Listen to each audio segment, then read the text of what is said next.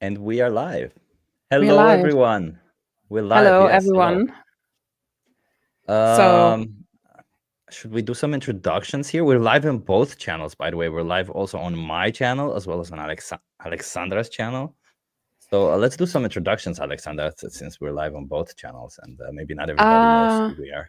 yeah, and also because I'm doing this the first time via StreamYard, I can see the recent comments under the comment section, I assume, right? And the private chat is just we two, right? I The two of us? suppose, yeah.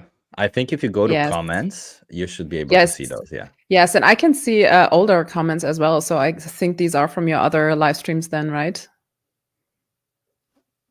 Those shouldn't be there. No. So if you see Apparently. those, no. No. So Apparently. if you see, Whatever. wait, under comments, do you not see I the can see comments the that older are? ones. Yes, yes, yes. Oh, I can see them. Yes, yes. But I think they're also public. So yeah. Interesting. Hello, Interesting. everyone. Hello, hello. Yeah. So I'd say let's have a short introduction. Do you want to start? Sure. I mean, it's your it's your main channel, but go on. Sure. I'm Mr. Chip. I'm that chip guy. Hence, you see, there's an H. There wasn't always an H here. Added it today, actually.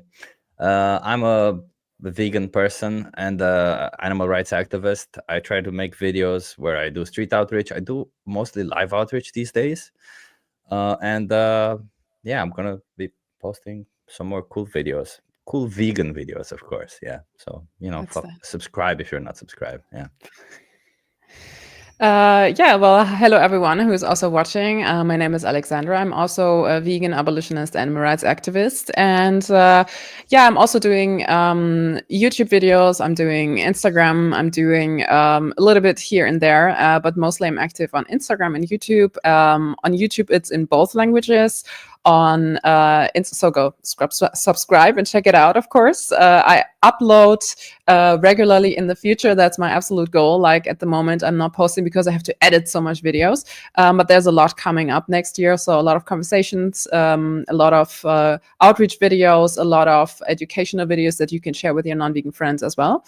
And for my Instagram, I'm mostly active on my German account, but I'm also planning to do it on the English account as well. So yeah, go check me out and follow me.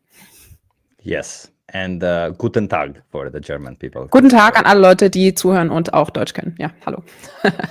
I couldn't understand all of that, but yeah. Yeah, but it always sounds good when someone speaks in a foreign language, right? So Yeah, fair enough. Fair enough. It always does sound good when someone it speaks. sounds very impressive, although it's just your mother tongue. It's just like, oh my God. Okay. Fair enough. I guess to you it is your mother tongue.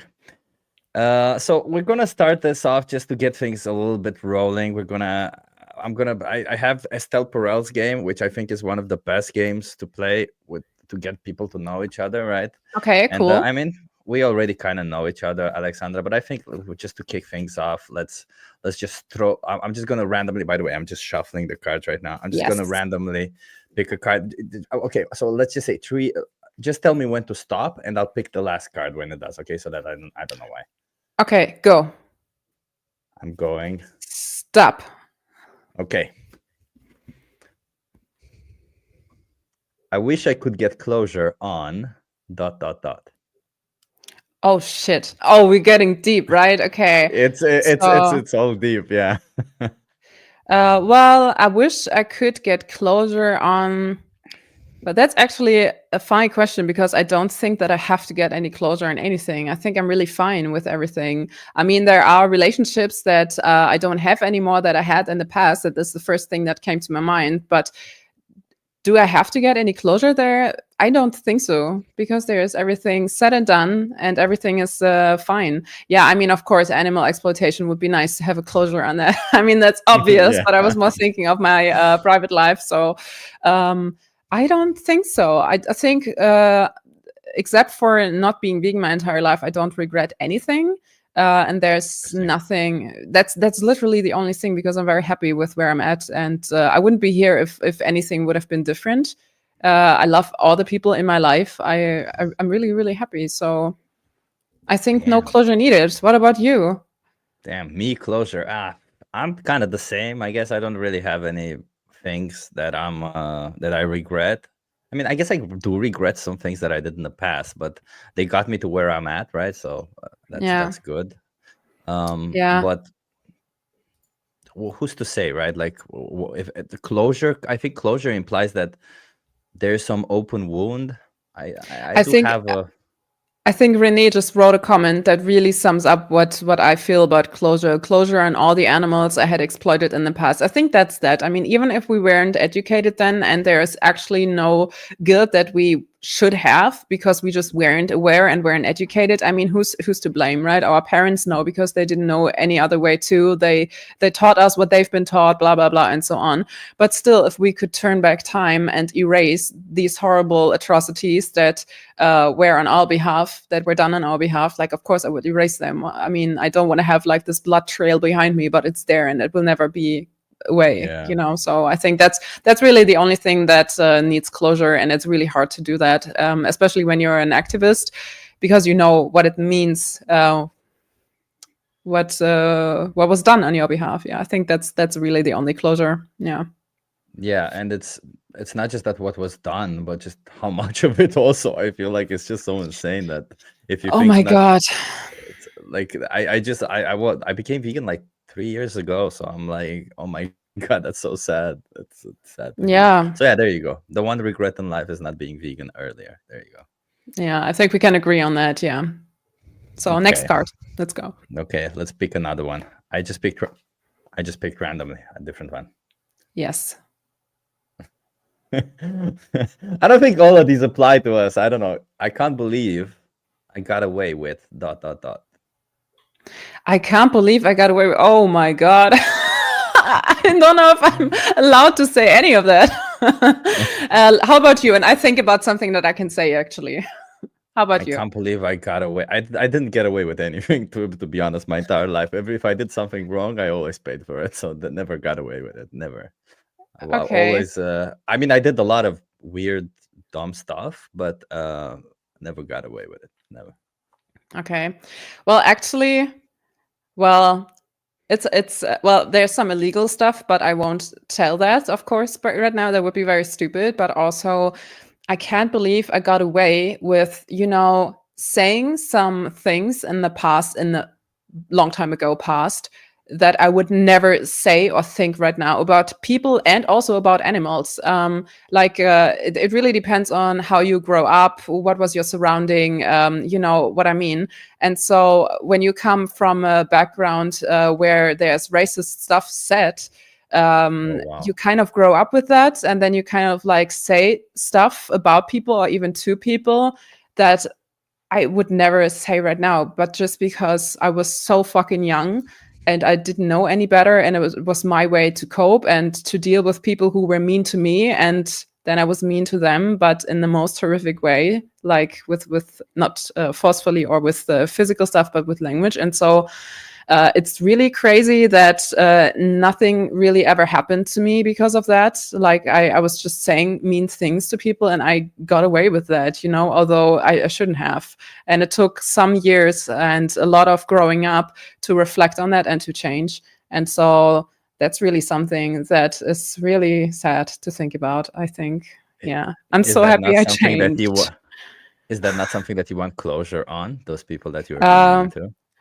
Well, I actually have because it's so long ago already, and I know that they're fine, and I'm fine, and I truly believe that people can change, and I changed, and so I'm not the person that I was when I was a teenager anymore. I had so different views, I had so different opinions, and so I think it's completely fine when you accept that you were a different person, but that you change to the better. I mean, isn't that what we all should strive for?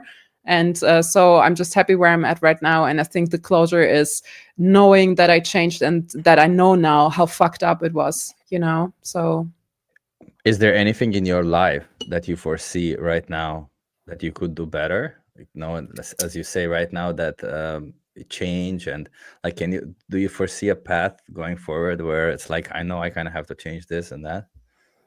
well, I think there are some smaller areas in my life, especially like I'm not consuming like how to say I don't buy much products or anything. Like I'm not a shopping queen or whatever. But I think to reflect on your own consumerism, especially nowadays with all the trash that we're producing, with everything made wrapped in plastic, with everything produced shittily, and people are also exploited. And I think there's so much more to look into.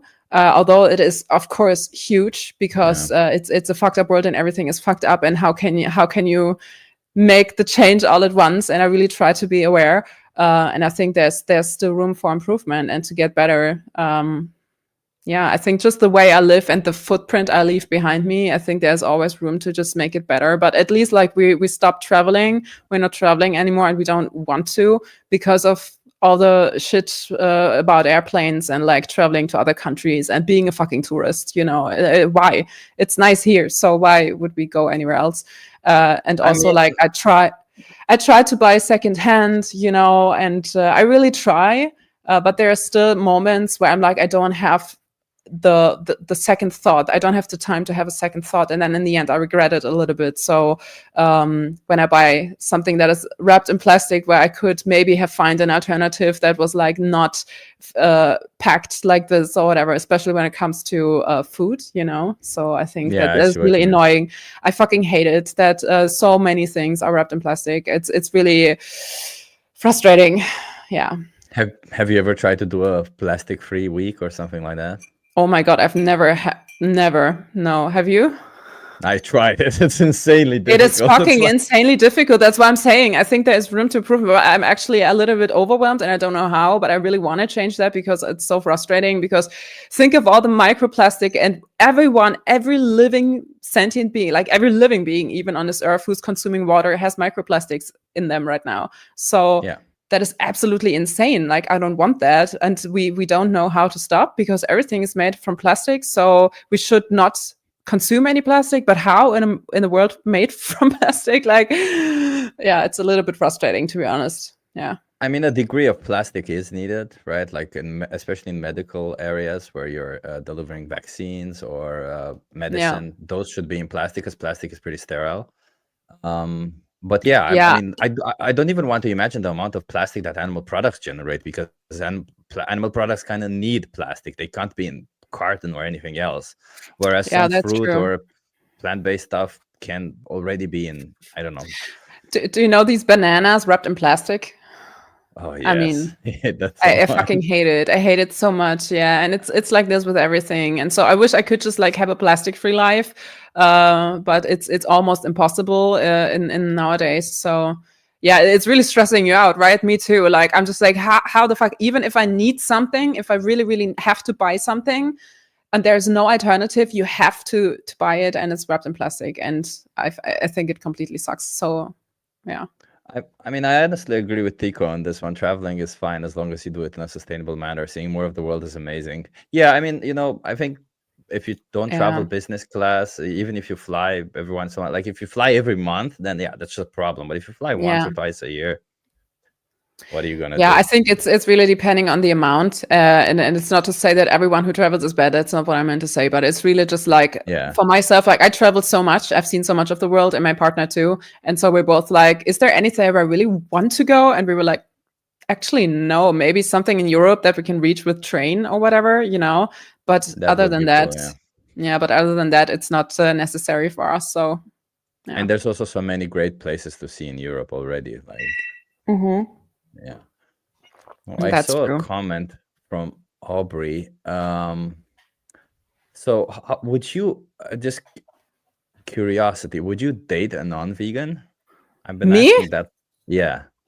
No. Like, I mean, I know you're committed right now, right? But yes. I'm just asking, if you weren't, would you ever date a non-vegan? Well, I would give it a try for the first or even second date, but if they don't seem to want to go vegan, then there is no reason for me, because then we don't have the same values, and for me it's a waste of time, and I wouldn't want to spend my time with someone who is a speciesist, like with the knowledge I have now. Of course not. I mean, my partner and I, we went vegan together, so that was really neat, thank God. But if it wouldn't be for him, I think like it would actually be a criteria for me for the first date. I would prefer a vegan over a non-vegan anytime, of course. Like, Same, yeah. yeah. And then the hard question: would you break up a relationship if the person next to you becomes non-vegan? Yes, absolutely, without Oh a wow, doubt. I love how Yes. straight you are. Yes, absolutely. That's interesting. Can I ask why is that? Well, it's yeah, vegan burger. It's a vegan burger. I have to try because it's very, very, very delicious. So, um, yes, because it's what do you say? Is it treason? Yes, I think that's the right word. I don't like to be around traitors, and I think if you understood veganism and then go non-vegan, which in my opinion you never get it right away, then you're a traitor towards the animals. Like you're backstabbing them, and I fight for them every single day. And this is the most important thing in my life, actually, to make a difference there and to stop people from fucking oppressing other animals. And there is no room for discussion. If someone would go non-vegan, for me, that would be like, you know where the door is. Give me my key. Like, get the fuck out. Like, no discussion needed. Yeah. And how about you? Segue. Actually, yeah, I don't. When I look in the dating apps, I already have vegan set, and if somebody's not vegan, they need to at least be like almost vegan. I'm dating a girl now who's not really vegan, but she's almost vegan in a sense. It's kind of hard. Vegan. Yeah, it's kind. Indoctrinate her. It's kind of hard when she buys coffee and she puts milk in it. I'm like, oh, but yeah. But she put plant milk last time, so there's at least that. But the reason why I thought it was a good question, because we can segue into this other topic, where it's like, what exactly do you think makes vegans go ex-vegan? Like, what is your opinion on that? Well, the biggest reason is that they never dived into the ethical stance of it. Like, they were not educating themselves enough to fully understand what this is all about. This is not just about an animal-free diet or an animal-free lifestyle. This is so much bigger than that. This is about our family in the end. Like, these other animals, they are not separate from us, so we are related with them in the sense, we all come from the same earth, like from the same planet, and we are all family in the end. And I think it's really backstabbing to not get that and to exploit them for something that is optional, for products that you can easily live without. And I think the reason why people go ex-vegan is because they never have had this connection.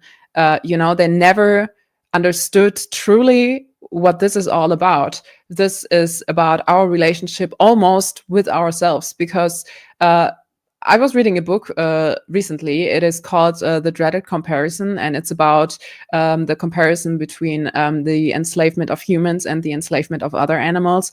And it really, really, really showed all these parallels, and it is mind-blowing. Like, you think you know everything, but you just read more books. Everyone, read more books about it, like from different people. Don't focus on just one philosopher who thinks he knows it all. Just read multiple books on that, and you will have multiple new thoughts on that. And the thing is, there was one part in this book, and it was like, what you don't like about yourself is, and what you don't want to see in yourself is what you say is what you take as a reason to oppress the others. So, for example, when someone is oppressing an animal and says, "Oh, I do that because animals are not able to act on morals, and animals are just like savages and wild."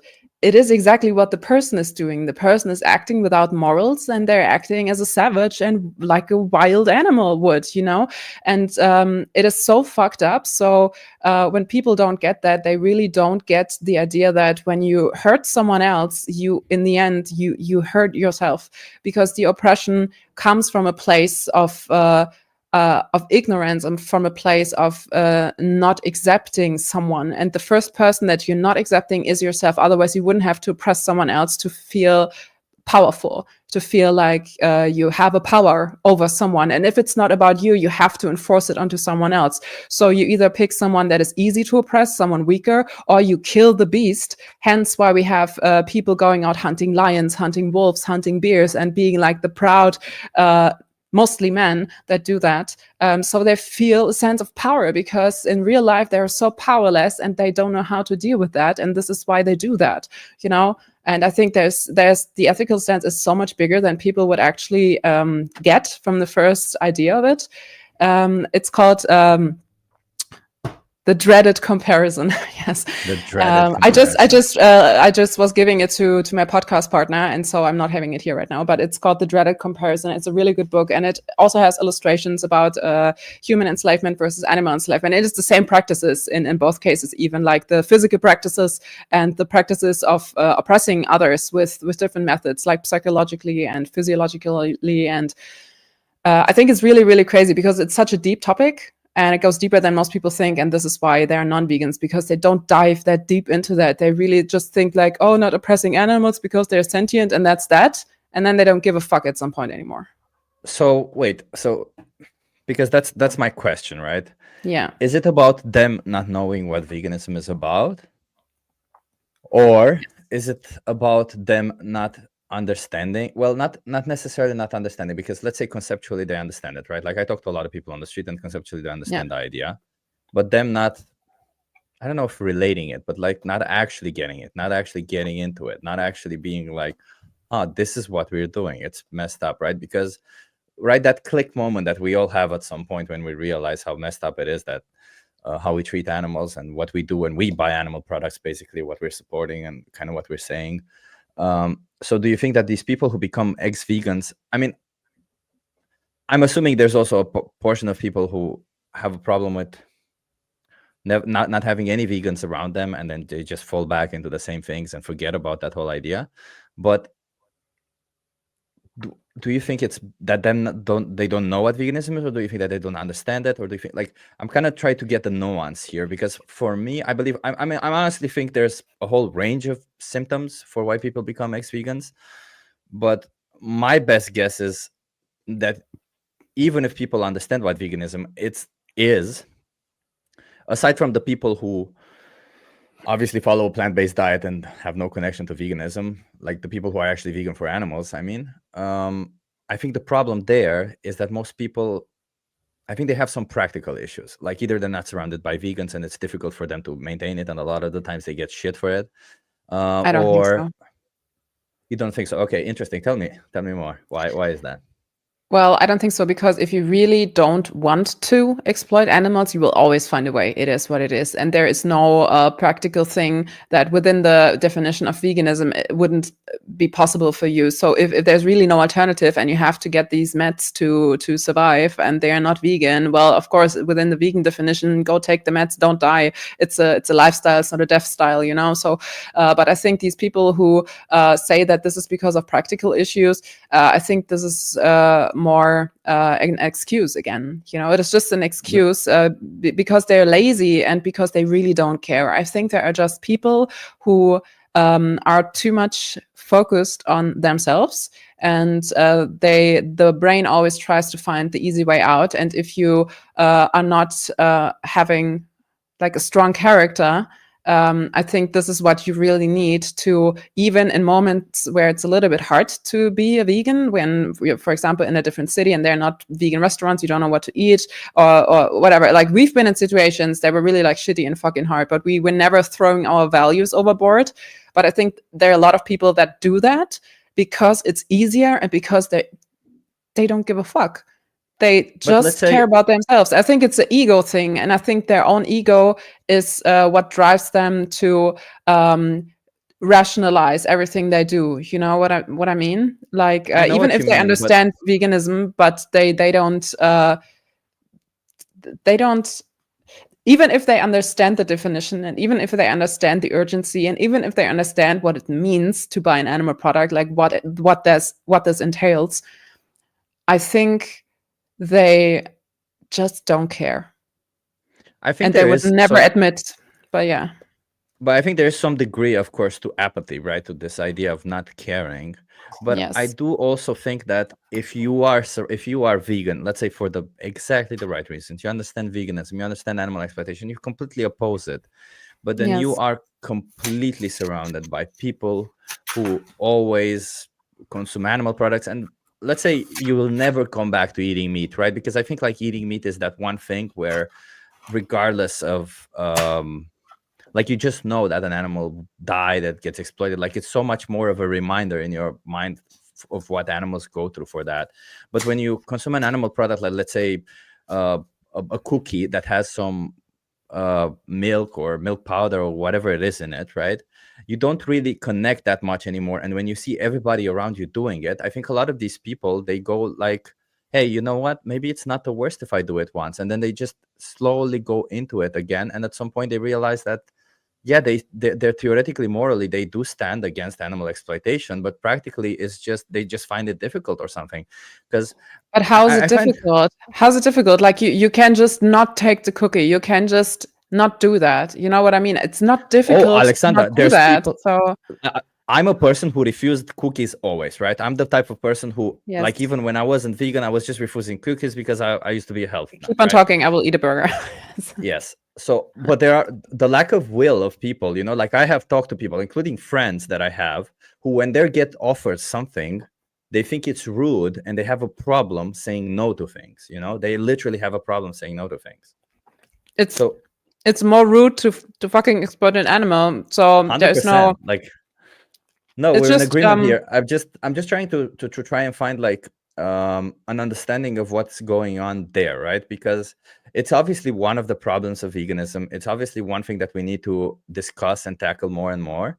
But is it just is it just that all these people are victims of circumstance, that they are not strong-willed enough, right? There's just people who are not strong-willed enough, right? Like I don't think these people aren't necessarily that they want to be vegan, but rather they just, you know, they don't think about it too much or something like that. I don't even know, to be honest, because I'm not like that, but I just try to give them the benefit of a doubt that they're not actually maybe apathetic, maybe they're just being a little bit ignorant or something. I don't know.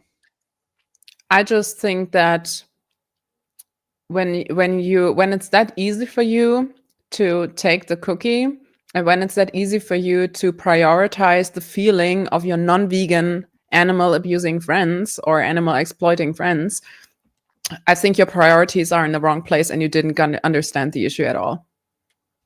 So 100%.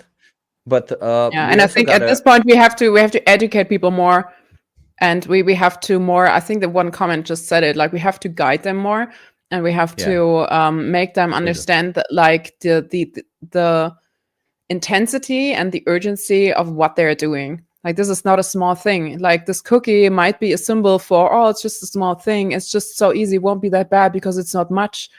But what it entails is it opens the door to, well, animal exploitation is okay in your eyes, because otherwise you wouldn't be able to eat that cookie. Because if someone would offer me a non-vegan cookie, I'm fucking disgusted.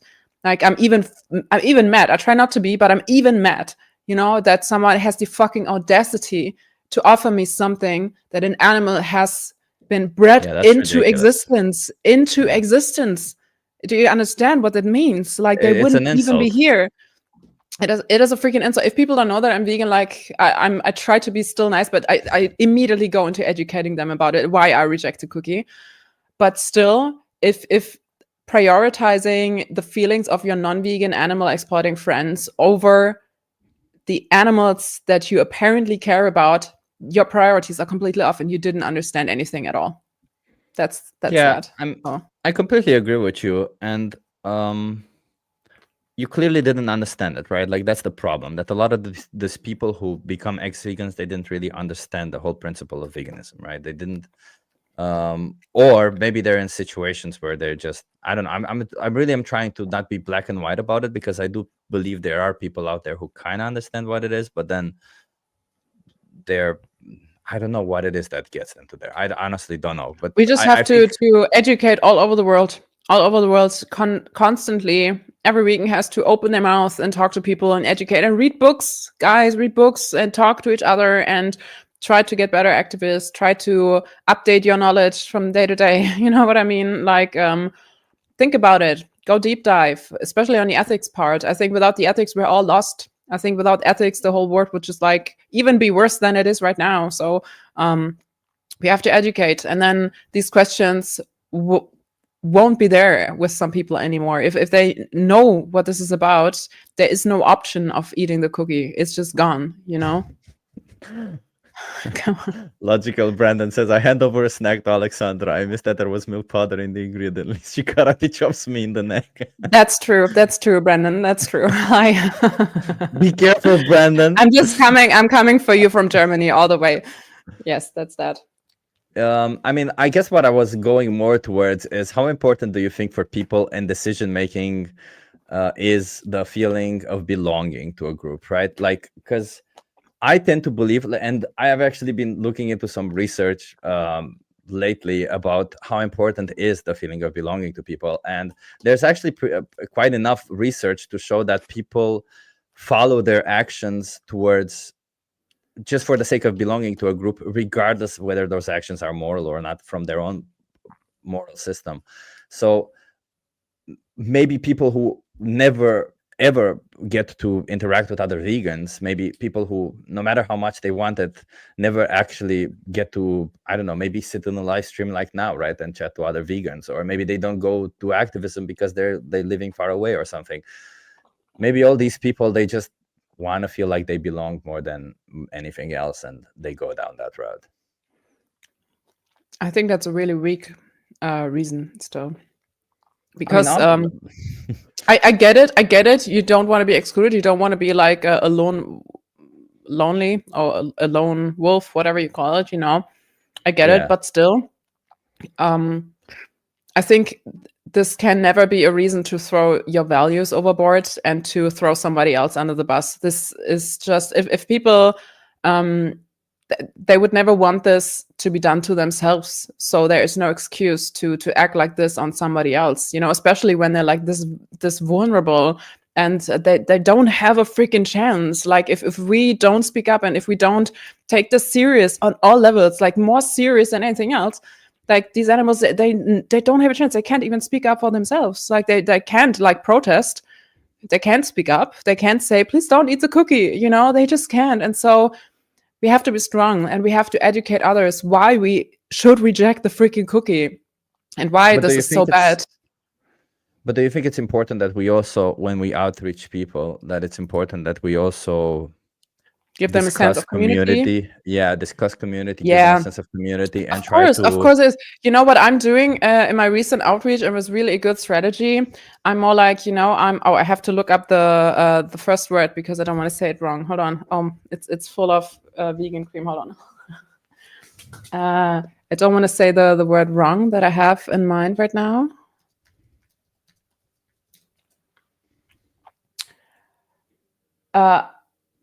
Okay, it's the word I was assuming it was. Okay, so I'm telling the people, you know what? I don't want to missionize, like I don't like religious people are doing. Like I don't want to missionize. I want to recruit. I want to recruit you in the fight for animals. We need you on our side. The animals need you on our side. So please ask yourself, what are your values? Do you want to be on the side of freeing those animals from enslavement? Or do you want to be on the other side? Because there is no in between. And when people hear that, they are far more like they get it a little quicker. I have the feeling, and they don't feel like I'm like attacking them, and they get a little bit more what this is all about, because I'm just like, this is not a small thing. Like these animals, like billions of them, even if it would be just one animal, but they are enslaved, they are oppressed. We don't even see them as victims anymore, and so. We are in a fight, in a big freedom fight right now. And we are doing that for them because they can't. And so we need everyone on our side as a closed front, and we need to be a unit, and we need to speak up for them. And I think people get that a little better than, you know, that sense of community when you phrase it like this. I also like what the Brandon says. That was also kind of my point. But it's important to recognize that most people are tribal, and we need to keep that in mind when doing activism. Yeah, so they should join our tribe. Yeah, exactly. So they should join our tribe, right? Yes. Exactly. So Yeah. hence the importance of the vegan community being a tribe, being united, right? Yeah. Do you see her? Is Sunny? that That's Sunny? not tofu. That's Sunny. Yes. That's Sunny. Okay, you got hmm Sunny and you got Tofu. Love it. hmm Wait, why the name Sunny and Tofu? Now that I ask. Well, Sunny, that was her name. And I was seeing her the first time, and she's just like a ray of sunshine. And I was like, okay, the name is fitting perfectly. And Tofu, we just rescued like 1.5 months ago. She was living on the Uh, streets, and apparently nobody gave a fuck about her. And then, of course, we named her Tofu. I mean, what else? Yeah, they're the yeah, cutest and cats on the planet. No discussion. yeah. So I'm kind of slowly pivoting into the direction where the reason why hmm we started doing why we said we wanna discuss and meet live and have a conversation was because there have been some there has been some infighting in the vegan community, right? There's There has always been some infighting. There's always some there's infighting always in the some vegan community. I fucking hate there's it. always I fucking hate yeah. it. So how important do you think it is that we stop this infighting? I think it is important that we do it publicly. I think it is very important that when we do something public, it should be serious, it should be solid, it should be professional, it should be Yeah. very productive, and it should be reasonable so that when a non vegan sees two vegans talking publicly, that they don't think, oh, they're not even on the same page, ha ha ha, so why should I care? We have to be a closed front, as I said before. This is not something fun that we're doing. I mean, activism for the animals is their only way out of this. So if we don't take it serious, and if we don't act as lawyers, actually, like, do you ever see lawyers bitching at each other like in a courtroom like little children? No, they don't. They do that in a back room. They meet there, and then they're getting all their anger out, and then they maybe yell at each other, but in front of the court, in front of the judge, they're fucking professionals. And this is what we have to be too, in my opinion. And so when there's infighting, when you have to criticize someone, you either do it publicly in a well-mannered way so that other people can learn from the conversation too. When there is something in the first place, try to do it internally. Try to do it like message the person, try to do it in a one-on-one conversation, try to do it like this, or like talk it out in public, which is also okay, but then just do it in a well-mannered way. Because if we bitch at each other, and if we dismiss each other, even as activists, even as vegans, that's such a big red flag. Like we there's no room for that. There's no room for that. We cannot let that, like, there's literally no time for that. Do you know what I mean? Like, Yeah, and so I've been also down the rabbit hole today, especially of studies regarding infighting within communities, and I have a couple of studies that mention just how important it is that if there is infighting, that it gets solved, because the unsolved infighting always leads to burnouts from activists or people wanting to leave the community or stuff like that. And we don't want any of it, right? Like, we want to be strong, and regardless, like, I do believe it's important that we show an outside message where we are strong, and that is extremely important. You're right. But it's also yes. extremely important that we remain strong on the inside, right? Like, it's important that when we infight on the inside, like, I remember when my sister fights with her children, I mean, they're a family, they sometimes have arguments, but what she Yeah. says is, hey, I love you, but we're fighting, that's it. So I kind of love this idea, this perspective, and this is kind Yeah. of what we need to do also within the vegan community. Like, hey, I appreciate you mentioning this. I understand your argument. Yeah. Keep on talking. I love you, or you're still vegan, or whatever. Not to instantly diminish this person and say that they're no longer vegan, or Yes. call them names, but rather, listen to arguments, debate, discuss, and move on, right? Like, this Sunday, I literally had an argument with Sky about the whole wildlife intervention thing, and hmm I actually listened. I changed my opinion slightly. It's like, that's the thing. We need to have conversations. We can't just Yes. not have conversations, because everybody has things they don't understand clearly, things they don't really grasp, and we can't just shit on people who don't understand it, or say, hey, no, this is how it should be, stop thinking like that. No, we can't stop thinking. we have to keep thinking, we have to keep questioning and debating things. So Yes, conflicts will arise from that. I completely agree, and I think if there's no room within the vegan community to think about certain strategies or aspects, or even different principles, because when we have reducitarianism, we have abolitionism. So these are two different principles in the end. They are, and I will never agree with a reducitarianism.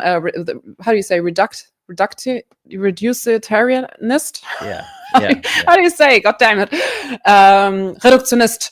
We say it in German right now. Okay, so I will never agree with them on the principle, but I understand some of their strategies. Like some of them might have good aspects that might help the animals in the long run, but that doesn't mean that I would ever change or do these strategies myself. I just get where they're coming from, even though I don't agree with them because of the principle part. And so but there's no reason for me to diminish them or to even go over them in that sense that they completely lose the energy to fight for the animals at all. Like I remember when you told me a few days ago that you were having an argument with someone and that you weren't doing outreach on that day. That fucking broke my heart. I was like, Yeah. so no Chip today, being out talking to people about it. I was also very sad about that, and that should never be the case. We should rather strive for conversations that build each other up, that have a very adult-like base, so that nobody assumes that they know it all already. I think that's the best stance to put it, because I don't freaking know it all. I might change my entire opinion tomorrow if I have better arguments coming at me. I would be a fucking idiot to refuse them because, oh no, I know it all. This is not how we all went vegan. We went vegan because we heard better arguments that made more sense, and so why should we close up right now and think that we are done with our journey of education or whatever? And this is why I think we should read many books, we should educate ourselves, we should dive into that, and we should exchange with other vegans and other activists, especially who also do things, even if they're like completely different than we do. Like, for example, I will have a call with Reduktionist next week or whatever. Like, I haven't set up a date, but I have to do that. And at first we were bitching at each other in the comments, but then I was coming back one day later and I was like, okay, you know what? This is not how it should end. This is just not how any conversation with another fellow activist should end. Like, he's also a street activist. We have different principles, but I really want to talk it out in public, but in a decent manner, so that other people can learn something from it. And even if we leave this conversation and nobody of us changes their minds, I think it's important to exchange so that the arguments are out there properly mouthed, I know what you mean. And the funny thing is that I think that's what I believe is the right approach, right? You think that one of the activists is not doing a good enough job. You think that this person has some faults in how they're approaching people, or their method is not right, or their message is not right, whatever it is, right? You talk to these people and you try to get them to understand what it is, right? You don't start calling those people names. You don't start shitting on them or making videos about them. We know who we're talking about. And all of a sudden, just to prove a point, right? Because this isn't about proving points. If I wanted to prove that I'm right to somebody, I would debate them, right? I would shit on them or whatever it is that I would do. But if I wanted that person to understand it, I would have a conversation with them. I would try to get them to understand it, right? So if I just don't understand what the perspective is from these other people who, I mean, come on, let's face it. Chip himself asked for people to give feedback to him during outreach. The problem is when he doesn't want to take responsibility for the wrong messages he sent during his outreach. So about this, I think maybe the two of you met each other, because it's still online communication. Maybe the two of you met on the wrong path, maybe on the wrong level, because quite frankly, it's not the best idea to talk this out in a comment section. It's not where other people can just like chime in and like give their 2 cents on it too. Maybe it's not the best idea also to make a video about someone and to like publicly, it is almost like publicly humiliating someone because you think they've done something wrong, and to almost make fun of it. And I think this is something that nobody wants to see of themselves, especially when they get out like several times a week and doing very good activism. I mean, of course, some conversations we talk about it a lot. I give you a lot of feedback, Chip, right? I mean, there are almost on every live outreach, I'm sending you feedback, and I do that because, of course, you're a different human than I am, and of course, I'm doing different conversations that you do. But it doesn't mean that I would ever dismiss you as an activist. And I'm glad that you're out there, and I'm glad that you're showing the people or like educating them on what is so important, so that they stop exploiting animals. And of course, you know my feedback. There's always something, but I also get feedback from other activists, because I'm also not perfect either. And I think if I can grow from their feedback, I think it makes sense. If I have something that catches my attention, I just bring that to your attention, and then you can make it better in the next outreach. And why not doing it this way? And I think we should all just like calm the fuck down, try to be decent, and try not to bitch at each other. And I think that's all. And if we really want to do that, I think this is not the super productive thing. I think we should always talk it out and try to be the bigger person on both sides. I mean, and then we can maybe get along better. I mean, maybe there's even room for you and David to talk it out and to have a private... I blocked him. Okay. I lost hope. Okay, I tried speaking to David. It's not doable. So for the sake of my activism, for the sake of myself, I blocked him, and I'll just move on. A vegan animal defender who is the same type of person who gives feedback, constantly gives feedback, and I constantly take their feedback. But yeah, no, David, no, thank you. I'm done. It's all done for me. I think that's I understand, because sometimes when you've had enough, and sometimes you just don't get along with someone else, and that's we're all humans. There are also humans I don't get along with, and that's fine. You know, we can't force it. But I always think it's nice to at least have a decent conversation with each other, even if we don't get along in the end. You know what I mean? It's a little hard. But when you tried and when he tried, and maybe your line of communication is just like so on different levels that there is just like no way of fixing it from this point on. But I think that said, I'm very, very glad that people like you are out there going out so often, risking themselves to the public, because it is what it is. When we do live outreach, especially, you're standing there all alone on your own. You talk to strangers. I remember just this one guy who was almost punching you with his fist coming close to your face. And I was like, holy shit, anything can happen in a live outreach, you know? And I think that's very brave for people to go out there, to spend their time and to give that to the animals, because this is what this is all about. We have to be open for feedback. We have to be freaking calm and collected, and try to really focus on what is important, which is the goal of 100%. Being the best activist that we can actually be. And maybe we're not the best activists if we shit on each other.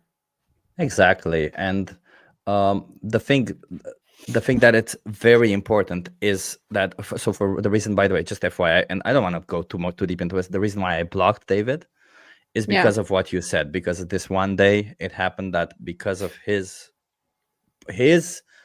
video that he published about me, I decided to not go into activism. And it's not that, it's just that I got in my head. I knew I wasn't going to be the best activist. And when I'm out there doing it, I need to focus on the person that I'm speaking to, because my strategy is to try and see where that person is so that I address exactly the concerns that they need addressing. That's my strategy when I do activism. So I can't do that if I'm in my head, or if I'm thinking, have I said this? Have I done this? Right? So that's just my... Yeah. Babes, kannst du mir mal bitte noch ein Wasser und einen Tee machen? Das wäre total geil. Dankeschön. I'm sorry. Mark J, thank you for the donation. People or activists who criticize other activists are destructive, and they're not thinking about animal suffering.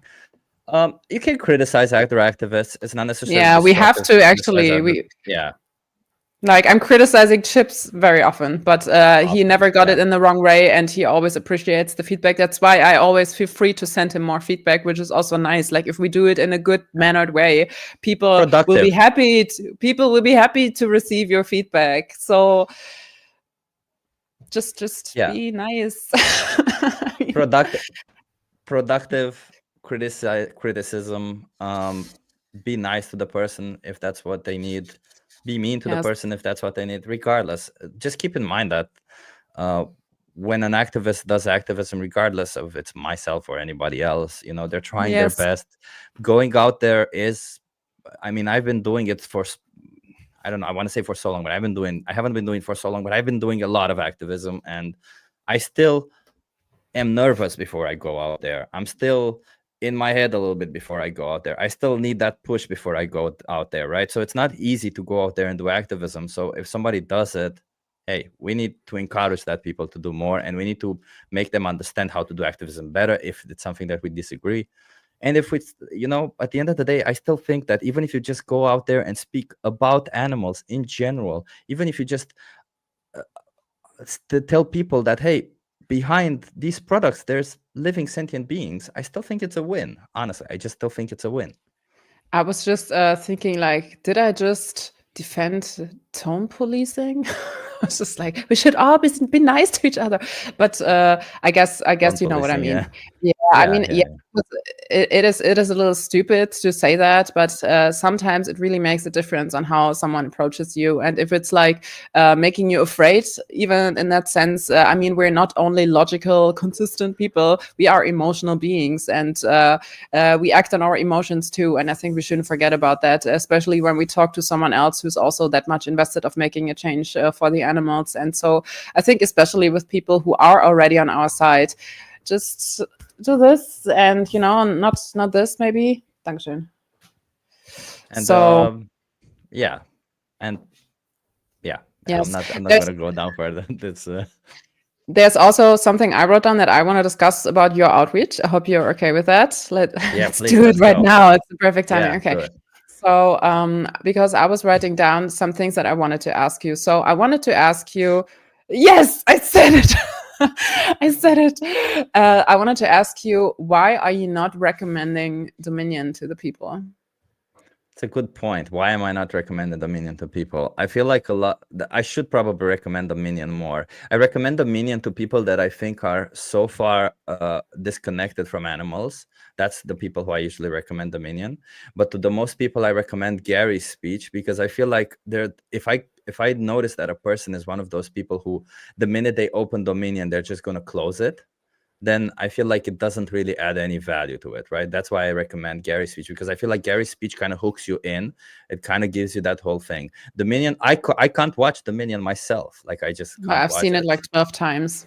Jesus Christ, I can't watch. I Yeah, tried watching 5 minutes. I went in the other room, I cried, know. came back. I I know. just I I just know. can't. It's Yeah, it always sends me into a roller coaster as well. But I always offered my non-vegan friends to watch it, which made some of my friends, not all of them, but some of them vegan. And so if they're like, I'm too afraid to watch it, I'm like, okay, let's watch it together. Like, okay, if that is the price that I have to pay as an activist right now to go through this fucking hellhole again with you, so that you stop doing that, then let's fucking do it, okay? But I think yeah. Dominion is at the moment the strongest and most powerful piece of evidence that we have that shows what is truly going on around the globe. And I think to not urge people to look their victims in the eyes is a missed opportunity, in my opinion. So Dominion is always something that I recommend to people. And when they are telling me, oh, I think I don't want to see it, I'm like, but as long as you're not vegan, you have to.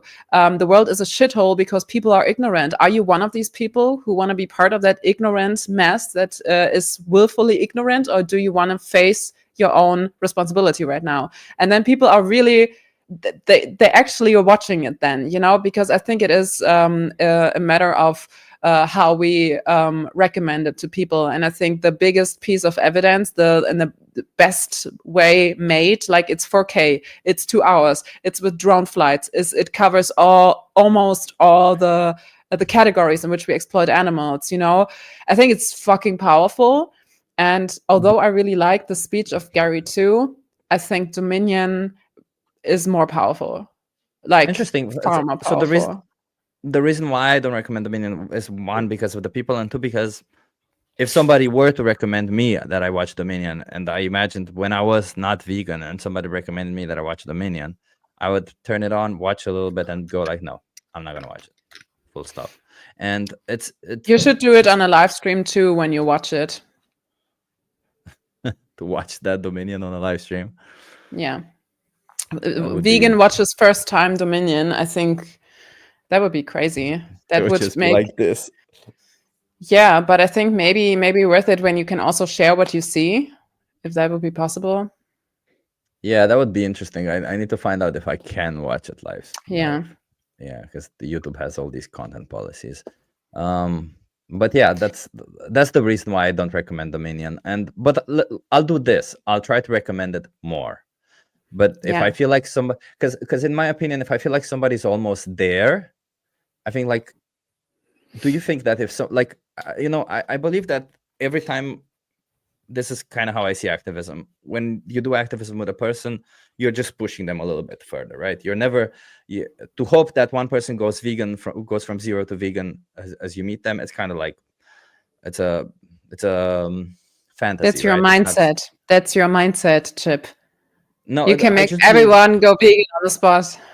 I just believe like it's not that like I can make everybody say that they'll go vegan, sure, but that's not what I want, right? I want people to actually go vegan and understand the point, right? So I think that every time you meet somebody and you want them to go vegan, what I do is try to get them in that direction as much as I possibly can, as much as I know that they will be able to do it right there as they meet me, right? And then if they meet another activist, maybe they go vegan directly, whatever happens, right? So my point is that I just push them as much as I can. If I see that they can be vegan, sure, that's what I try to do. Hence why I push some people more than others. But I do still think that there is a step for some people. Like if there's somebody who has never thought about animals this way and has lived their whole life consuming animal products, and they generally don't care about animals, maybe they didn't have any pets or anything, they don't connect to any animals whatsoever, then I don't think that person can ever go vegan with one discussion only. I think that person needs one discussion and to watch something, one discussion and a little bit more information, right? Because I don't think. But don't you think that Dominion then is the right thing to show them, because it can't get any more real than that? Although I understand, like from the rhetorical side, Gary's speech is, of course, I was also blown away when I was watching it the first time. But on the other hand, it's quite old already, so it's not a recent one, and I think Dominion really puts the finger in the wound. And I think I always try to see it in a human context. So if there would be for example, if there is any injustice regarding humans, there is news outlet out there filming it, broadcasting it on news channels. Oh, look at this war here right now. This is happening. And you see terrible, terrible images. But when it comes to these other animals, it's so much hidden from the public, and then we are hiding it from the public too. I think we are the ones that should bring out this footage, the evidence, because this is evidence. This is what we have. This is the only evidence that we have, actually. And at the moment, it's the best film that sums it all up. And I think this is almost in our responsibility to urge people to watch what is truly happening. Like even if we tell people like, this is the standard practices, and you think you know something about animal exploitation, but this will show you everything that you don't know yet and what they want to hide from you, because people don't want anything to be hidden from them, and they don't want to feel bullshitted, so they will be curious in a way. And I think we should urge them to watch footage like this, and especially Dominion is by far at the moment the best piece of evidence that we have, and we have to represent the evidence to the people so that they believe us, so that they understand as quickly as possible. We should urge them to watch it the minute they come home, like put it on double speed, and you have 1 hour movie, and then you're through, and then you know everything about it. And you don't even have to listen to the facts that they're spitting. You just have to see the freaking images. Turn off the sound if you can't hear pigs screaming in gas chambers, but look at it. look at it. Don't look away. Don't be like too shy, oh, I can't. Yeah, but Look at it. listen, These are your Alexandra, like victims. I understand what you mean, and you're right, right? Like we should be able to watch something that we're paying for, something that we're supporting, right? It's obviously true, but I don't like from my perspective, where I was as a vegetarian before going vegan, I couldn't. I like, again, if somebody recommended that documentary, I wouldn't have watched it and nothing had happened. But if somebody had recommended me Gary's speech, there was a strong possibility that I would have gone vegan. And that's the thing, right? Because I think like some people need to see the footage, but some people need motivation. And I think that the people that need motivation, Gary's speech is better. But the people who refuse to believe it or who need to see the footage, they need Dominion. I don't know. It's hard to say, right? Because that's the whole point. When I'm there, I'm not just trying to do what somebody says is right. I'm trying to do what I think is right by that person, right? That's why I said I get what you mean. I get what you mean. Yeah. But don't forget about Dominion then, because no, I'm going to recommend Dominion more. I'm going to recommend it way more. You know what you could also do with what I want to try in my next outreaches too. Like I want to have like a little tablet with me, and Dominion just runs on that, like without sound. And I'm just like, you can like hang it around your neck or whatever. And when the conversation starts, it's like, oh, my social experiment, by the way, is that this screen runs all the time. So you just click on play. I don't know, but I think that's what I'm doing. That's what I'll do. Yeah, but I think to show the evidence and to make people really aware of what is going on is super important. Like, let us be the news broadcaster that go to the victims, film it, and show it to the world. I think this is what we owe to them. 100%.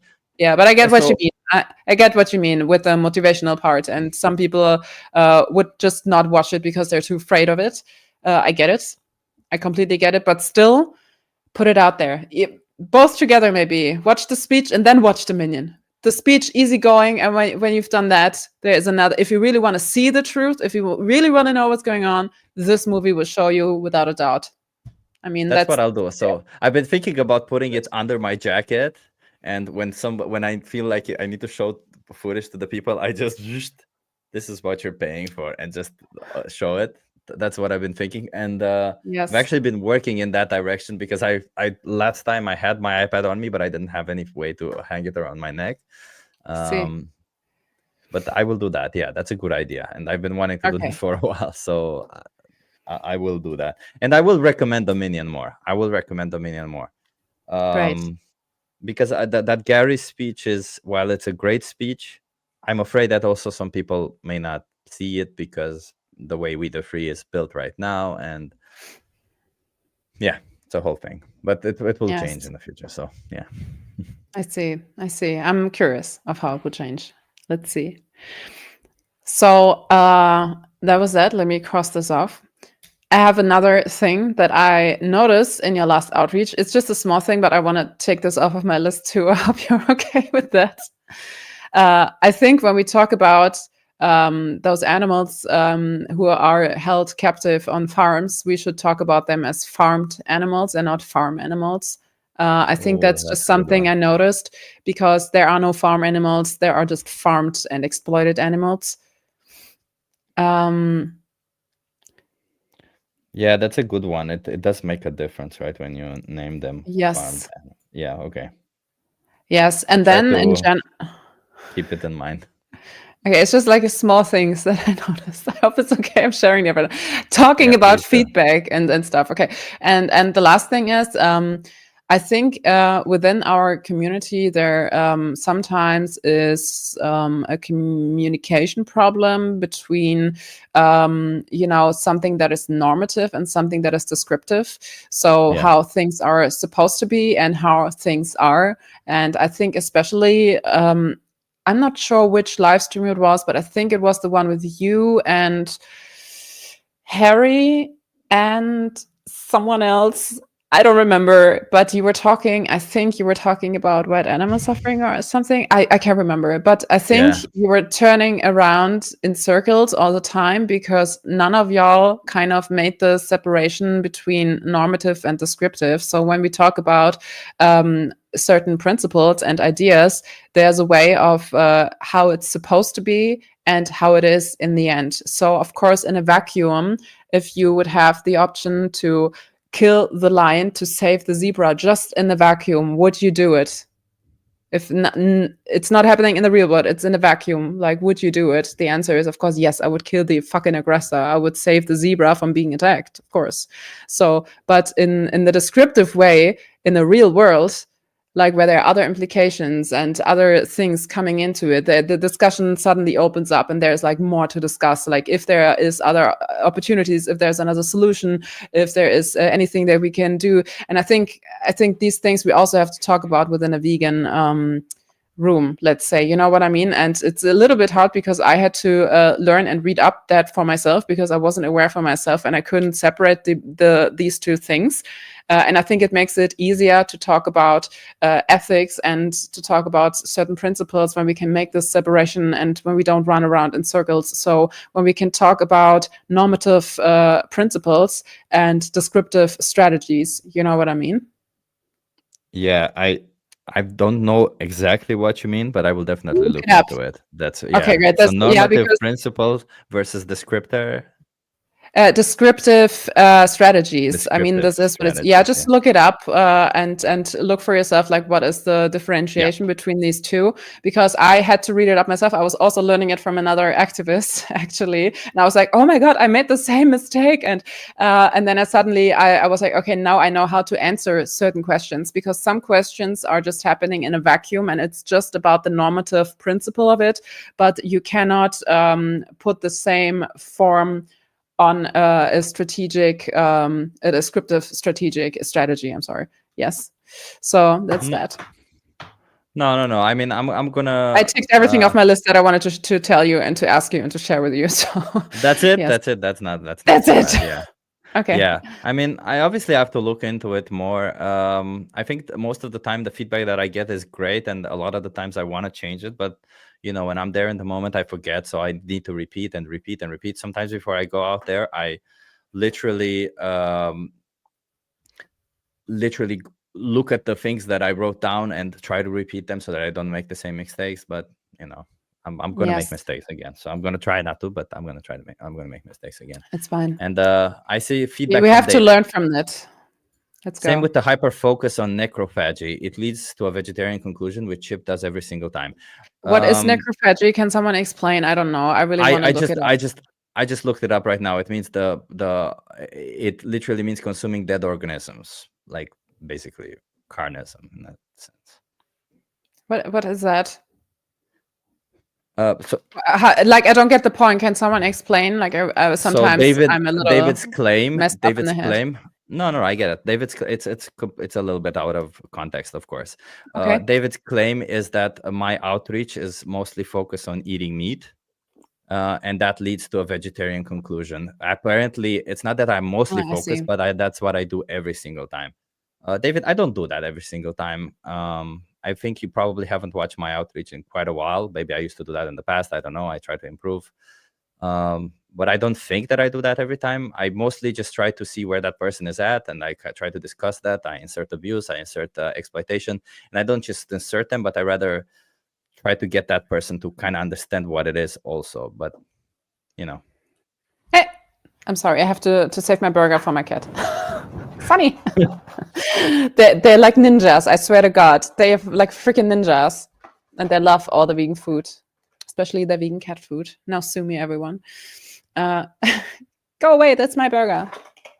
So okay, I get it. I think it was a little bit similar to what I was also sending you for like the last outreach that I saw. I think, of course, it is always a little hard to explain to people the entirety of the thing, and sometimes you may just only talk about one thing. Like, for example, mostly outreaches talk about exploitation of animals for food.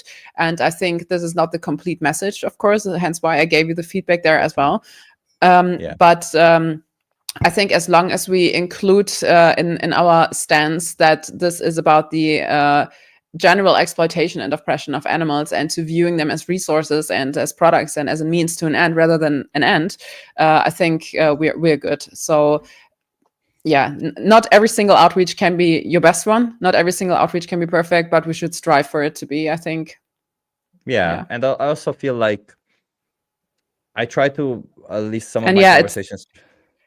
I'm sorry, but yeah, just I was just reading the comment. I also don't say meat. I also say flesh because it's their flesh or the animal's body parts or something, because these are euphemisms, and I also agree that we shouldn't use them. I also don't say dairy. I say it's the mother's milk of another species. So I also don't say leather. I say it's the skin of someone else. So I think we should also get rid of these euphemisms. And when people are looking like confused, then we can say what the euphemism is that they probably know. I think that's also a good strategy to make people aware of what it really is that they're buying and consuming. Yes. I mean, I kind of disagree with that one. Not because you're right. I mean, calling them that in a day-to-day life is kind of doing that, right, with regular people. But when you're doing outreach, the whole goal is to get that person to kind of understand. And if they're gonna, a lot of the times, people on the street, especially when I noticed when I talk to them, they're not gonna say that they didn't understand something. So most people feel embarrassed about not understanding something. So you might use a term like animal flesh or something. Okay, let's say flesh, they do understand, and that's a good point. Maybe I should use that more Yeah. often. But When you eat from someone else, yeah, but like really like yeah, make it someone. So that yeah, yeah. I think the way we talk about other animals is very important. Yeah.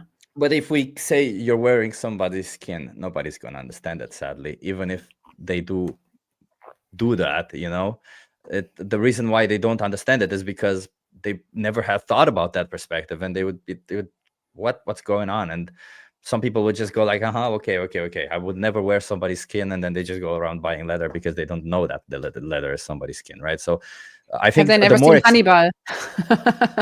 I think the Never. more explicit honestly, the more explicit we are, the better it is, right? It's just that it's so difficult to be highly explicit in 10 minutes conversations, That's right? Because true. That's true. you want to give so much information to that person, right? And a lot of the times I use the dairy cows perspective because it's just so messed up, and so many people don't really know that is so messed up what's happening to them. And I feel like it's Yeah, one of it those really is. things that kind of gets people exactly thinking, hey, I used to think this is okay, but just how messed up it is. And it kind of gets people, it piques them with curiosity, thinking, hey, maybe this other thing is also messed up, hence why I use that. But yeah, enough Mm. about me, enough about me and my activism, whatever. And everybody, if you're wondering why I sometimes emphasize David's comments, David is blocked on my channel, but he is not blocked on Alexandra's channel. So some of the comments still come through here, and that's why I can click on them and we can talk about them, right? So that's why we can see them. And the reason why David is No, blocked on but my yeah, I'm channel, sorry. Yes. just to finish this thing, I have nothing Yeah. against you, David. I just really want to do outreach. I really want to do my best, and I really want in the live stream that I'm doing that the people who are not vegan and go there, they don't need a lecture. They need to go vegan. They need to have conversations. The reason why I do these live streams is so that more non-vegans join. And yeah, I just don't trust you. I'm sorry. That's it. Maybe it's my own fault. Whatever. It is what it Sometimes is. you just don't get along with each other. I think that's And that's that. okay. That's okay. We I we don't think have that's to get that. along. We can Yeah. offer each other mutual respect, right? Like we respect from the distance, and that's what we're doing now.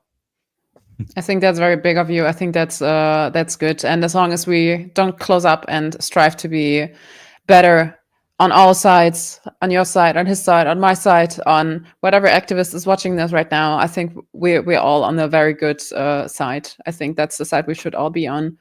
Yes. Yeah. So also, if someone is watching my outreach videos or whatsoever and has any feedback, drop it like in the comments or drop me a message. Now I wish I had something to say about your outreach, but now I'm like, no anymore. But you do great outreach. What do you mean? Like, that's just the thing. It's so easy to go by one conversation and say that one thing, but I feel like you always do great outreach. I haven't seen you do bad outreach ever.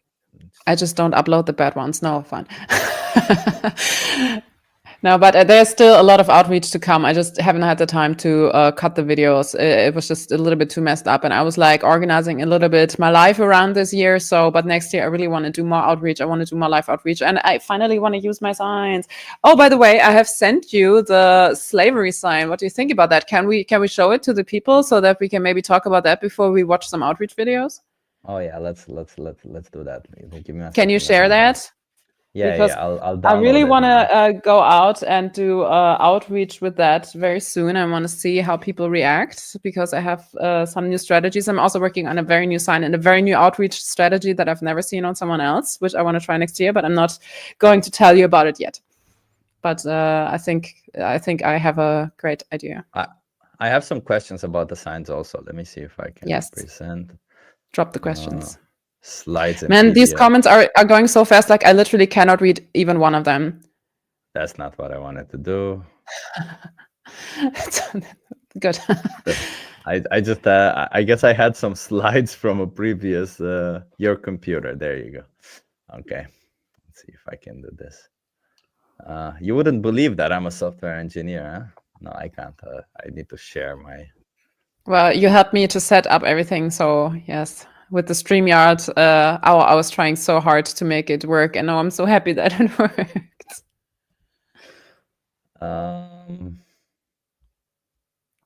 Yeah, I'm trying to. Okay, here's what I'll do. I'll just move this one over here like this. And I'll put it like this. So this is one of the signs, right? Turn around like the other side. The other side is the other sign. That's the front side, the other side. So show the other one first that I sent you. I sent you two. Okay. Let me move this one. Stop screen present. And make it that we can see the entire thing. That's the best I can do with as the entire thing. I think it's maybe if I zoom out a little bit. Yeah, okay. Yeah. If I zoom out, it works. Okay, nice. Okay, I'm gonna share it now. I'm getting the grips of this. You know, software. It's not that as a software engineer I can build this, but I can't use it. That's the problem. Okay, this is the other side, right? That's the first side that you're going to show the people, because it's very easy to agree on this. Like, is slavery morally okay? And then you have these examples, and then you have the arguments for the enslavement of humans. And then what I want to do is I want to just like go through them really quickly. Do you think that these are good arguments, like that they are beneath us, that they are less intelligent than us, that they don't feel like we do, that they are our property, they cannot defend themselves, all everything? People will be yes. All these arguments you go through with the people, and they will agree on everything. Of course, they will do, because it is absolutely insane to not agree that these are not good arguments to enslave a fellow human, right? Yeah. And then when you agreed on all of these, you go through the pictures as well, and you're like, okay, so we have the breeding, the family separation, the captivity, the utilization, the experiments, the murder, all together as exploitation and everything, right? And oppression and enslavement. And when people are like, yes, completely not okay, not morally sound, not okay, we should never do that, then you turn around the sign. Now show the other side. I thought it is showing. Okay, it's not showing. Okay, I need to remove. It's fine. Screen, present again.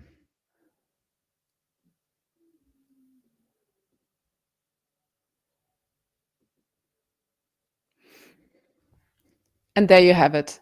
And then it's exactly the same, except for the pictures, the victims who changed. And then you can have a very interesting outreach, because no matter what they say, it's listed in there. You know, when they are like, oh, well, but I've always done it. It's a habit. Well, look at this point down there. It's tradition, habit, convenience, and pleasure. Are these good arguments for the enslavement of others? And because it's literally the same, it is enslavement. And I think I really want to try this for my next live outreach on the streets. You're gonna get a lot of humans are not like animals. It's different. You're gonna get a lot of that. Be prepared for that.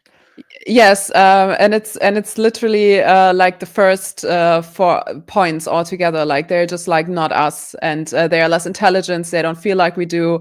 They are beneath us. It's the same reasoning. So no matter what the people say, it's listed in there. And so I think this will be very interesting. I think. So do you David support says. slavery? So. David says, "I get it, but it's long."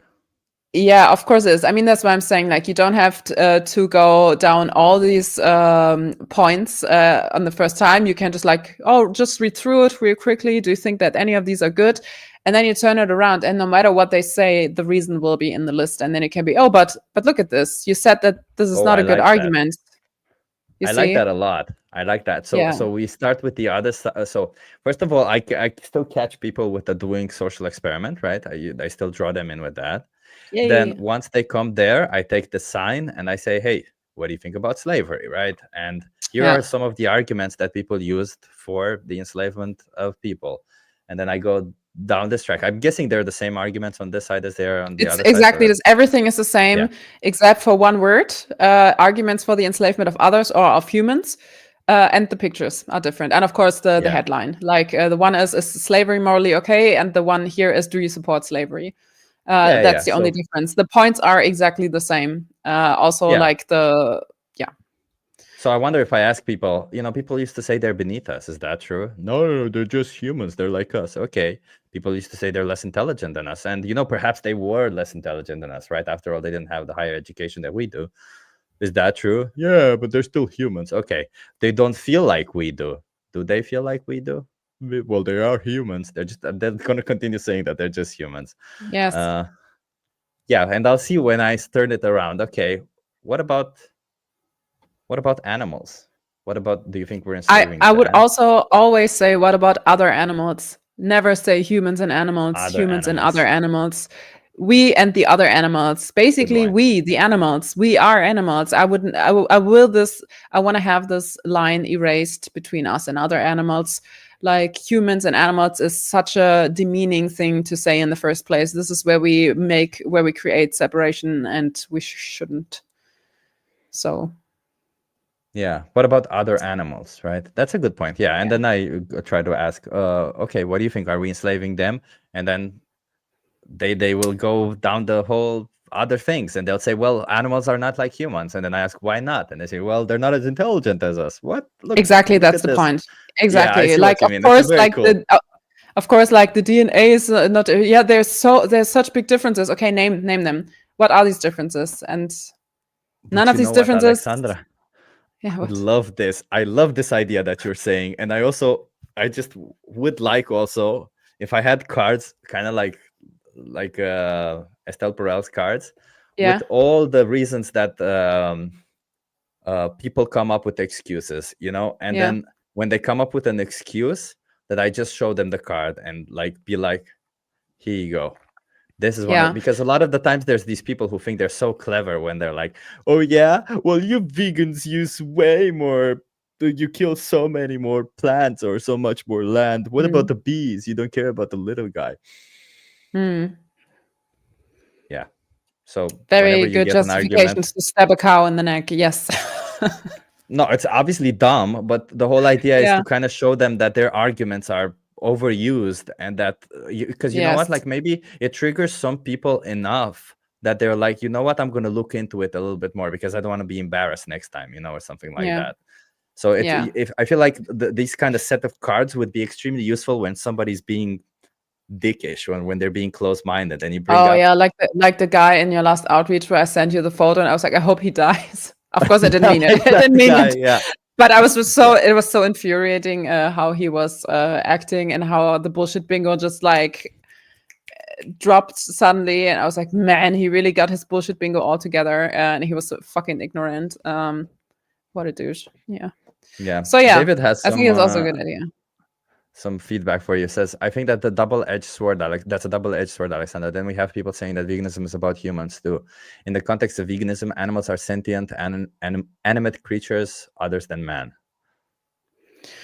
Well, I think, yeah, veganism is for the other animals. That's true. But in that sense, when we want to make people understand that these animals are enslaved and that slavery is morally not okay, we have to make these comparisons as much as we have to compare any other injustice with that to show that people already agree actually with us. I think this is the point that we should always make. Like, these are the values of people. People are against slavery, but then we have to ask the question, but do you support slavery when this is indeed slavery? So I think there is no it is not wrong to compare humans and other animals, or other animals and humans. Let's just like flip it around. Okay. I think this is not a wrong thing. I think this could actually be really helpful to make them understand and to make them realize their own values, which is actually what we want to do as activists, right? Like, we don't want to force our values onto them. Like, my values are not up for discussion. Like, my values are clear on the table. I'm vegan. I reject animal exploitation. The question is, what about your values? Like, what are your values? Like, what are you going to support? What do you want to leave on this earth? What do you want to do? And when we push people towards this and they understand and they make this connection, I think it's a very good way and a very good opportunity, actually. As much as why people make this Holocaust comparison, I do it sometimes, but I rather do it with questions so that people get to the conclusion on their own, you know. But I think it is very fair to make these comparisons and to say, well, if A is wrong, B has to be wrong too, because it's the same. The victims are different, but it's the same thing. So nobody should be put in a gas chamber, no matter which species. Nobody should be enslaved, no matter which species. And even if the word vegan belongs to the other animals, in the end, we shouldn't forget about that humans are also animals, although we are the oppressive ones. And so this is why we are excluded from the vegan definition, which is completely fair, because the animals deserve to have something on their own, which is veganism. It's the rejection of their own exploitation. But I think we should also use comparison to make people understand what they already understood 100%. at some other points, because nobody wants to be enslaved. People are, at least publicly, against slavery, and why not use that? Why not use all of that? And another David said, I think short but sweet, but I could be wrong. Depends on what you're looking for. People seem to be in a rush where I am, but that could be different in other places. That is true. I also have noticed that the most people is type. Well, actually, the most people that stop by, a lot of the times they're usually, well, they're not in a rush, but they will become in a rush the minute that you challenge their views. And but I still think that this whole I was gonna say banner, but sign can be used in a good way, because you don't have to go through all the points, right? You can just like kind of show some of the points and say you agree with them, and then you just turn it around and show them, okay, what about animal slavery? Like, it can literally be short. Yes, and also when you read through them, it takes 30 seconds to read all of that. I mean, that's 30 seconds that people should have at this point. And where I do outreach, it's a very chilled place, and I'm like, oh, it's just a 10 to 15-minute interview, and then people stop. Like, at least when I use these signs that have a little bit more content of them. But of course, there are also places where you can do outreach where you have like more people running through, and then it's like quicker conversations. It really depends on where you go and what you want to do with your outreach. But I think we should also try different approaches and not always the same approaches. That's why 100%. I really like working on new approaches that maybe drive through different conversations. And I really want to find the best way to make people go vegan on the spot. And I think I've had some really great conversations already, but I think I will have better conversations with my newer outreach approaches, which I want to share next year with y'all. So love it. And I also want to say the reason why we should be trying more outreach methods is because I still think maybe we can inspire some people to do a different type of activism. You know, at the end of the day, you might relate better with one form of activism. You might actually do better with one form of activism than another. So if you try multiple, you'll just realize that one works better for you, right? That's what I'm saying, yes. Yeah, I completely agree. Plus, so I will keep you posted how it will go. I'm really excited to actually try this sign. Let's see. Do Maybe it live. people will Do it freak live, out. I will do Alexandra. it live for sure. But maybe people will Nice. even like freak the fuck out and But if you punch do me it to death. live, I don't know. Alexandra, if you do it live, do it in English, please, because I want to watch it. My sign is in German, so God damn it. Yeah, that's No. that. That's that. But maybe I will when I send it to print for you, the English version, I will also print one for myself, of course. But at the moment, I'm spending money on other things if I spend it at all. So Love it. okay, Um, let's want to watch the video now. yeah, that's what I No? want to do. Yeah. I Okay. was just saying we're at a 1 hour and a half. Jesus Christ, 1 hour and a half has just flown by, and I can't even realize that. That's And true. But I like long live streams, especially to watch later. So anyone who puts out long format content, thank you for giving me something to listen to while I work. okay, so I'm gonna, I don't know, I have a playlist here of videos that I have saved, and we can just watch it and comment it. Tell me if you want to stop. Meanwhile, you can eat your burger. That looks freaking delicious, by the way. It looks like and I see that you're one of those people who can eat a burger in a clean way, because when I get my hands on a burger, the bun slips out, everything goes like this, like it just Yeah, I like really this. try to. It's a really precise work here. So. Impressive. I also, like, a lot of the times I just eat half of the burger and then the rest I just put in my mouth and struggle to chew, so it's so that I don't mess it up. But you have patience. I appreciate that. Okay, I'm gonna share my screen now. Let me present. Share screen, and yeah, the first video is of, and you might know her already, vegan stoner lady. I don't know if you know what she does. She goes on TikTok and she I've has seen this some videos conversation. of her. Yeah. I think she does a great job, but let's go. Yeah, I think I follow her on YouTube too. Why cuddle one and carve the other? So I guess I'd have to ask, like, is this like a moral argument from your side? So it's Yes. like feelings based and I wouldn't say subjective or feelings objective? based, but I am using your moral framework, not mine. So I'm asking, in your moral framework, why do you cuddle one of these babies but want to carve the other?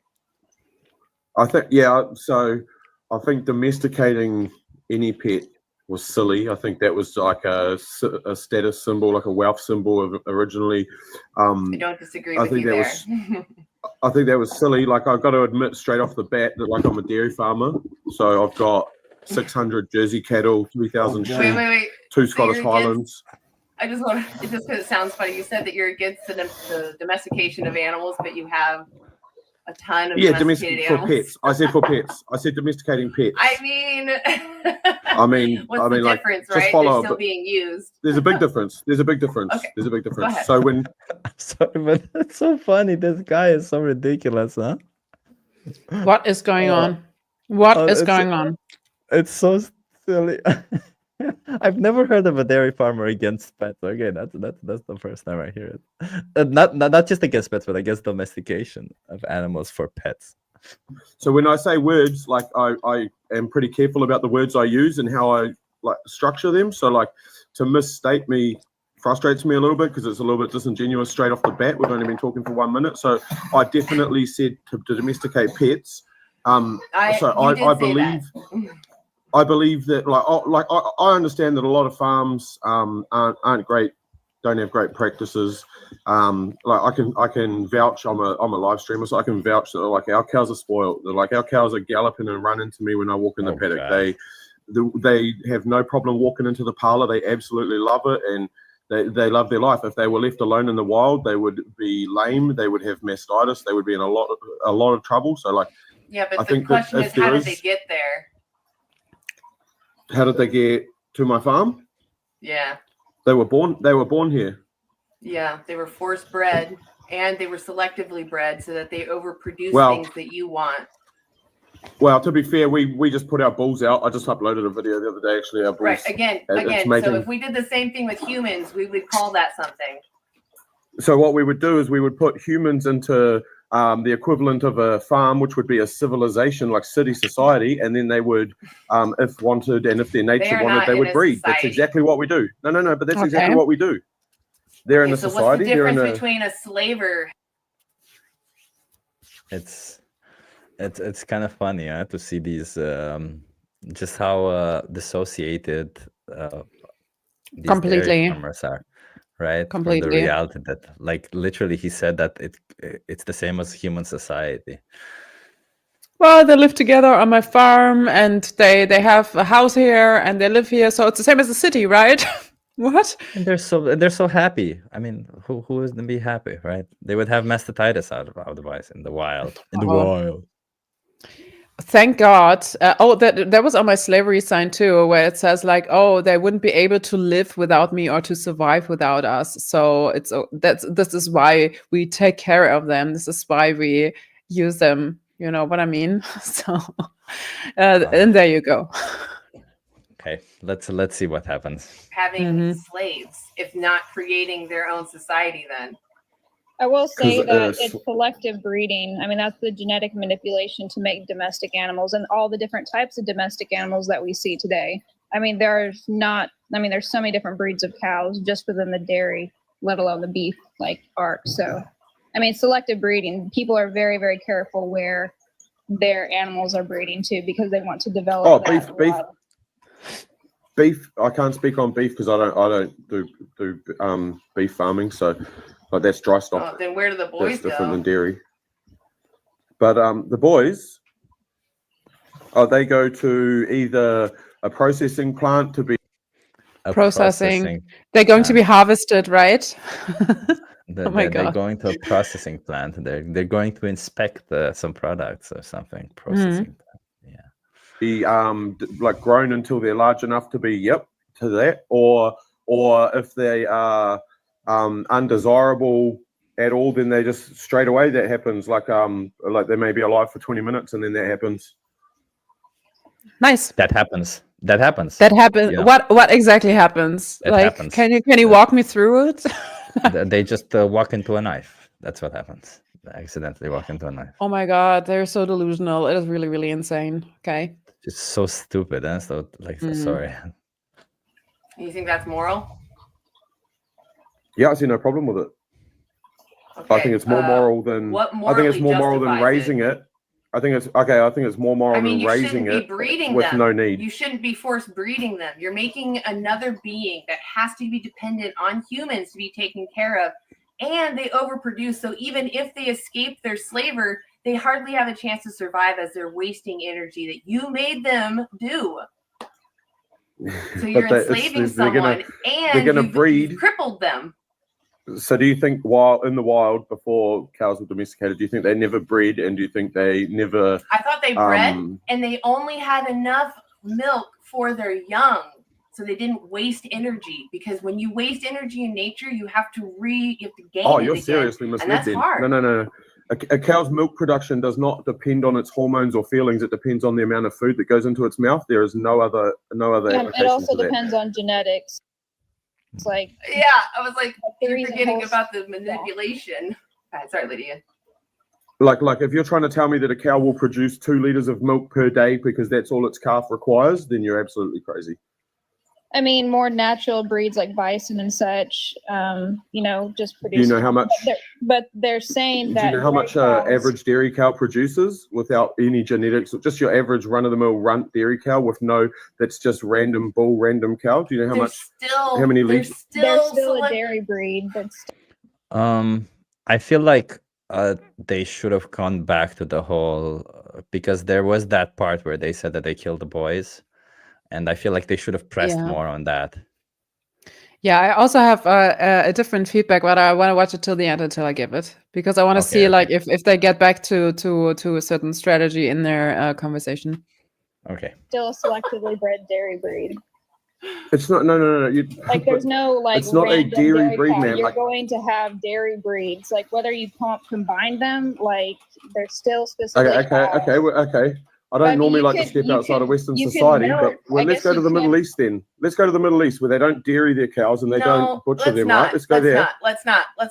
'Cause I think you're actually, misunderstanding what I'm saying. It's just the breeding cows, and there's many different types of dairy breeds and breeds who are also good for, I guess, what they say, meat and dairy. Like there's a combination, but we're saying that genetically these animals have been selectively bred to produce more than average than like what wild bison would. So that's incorrect.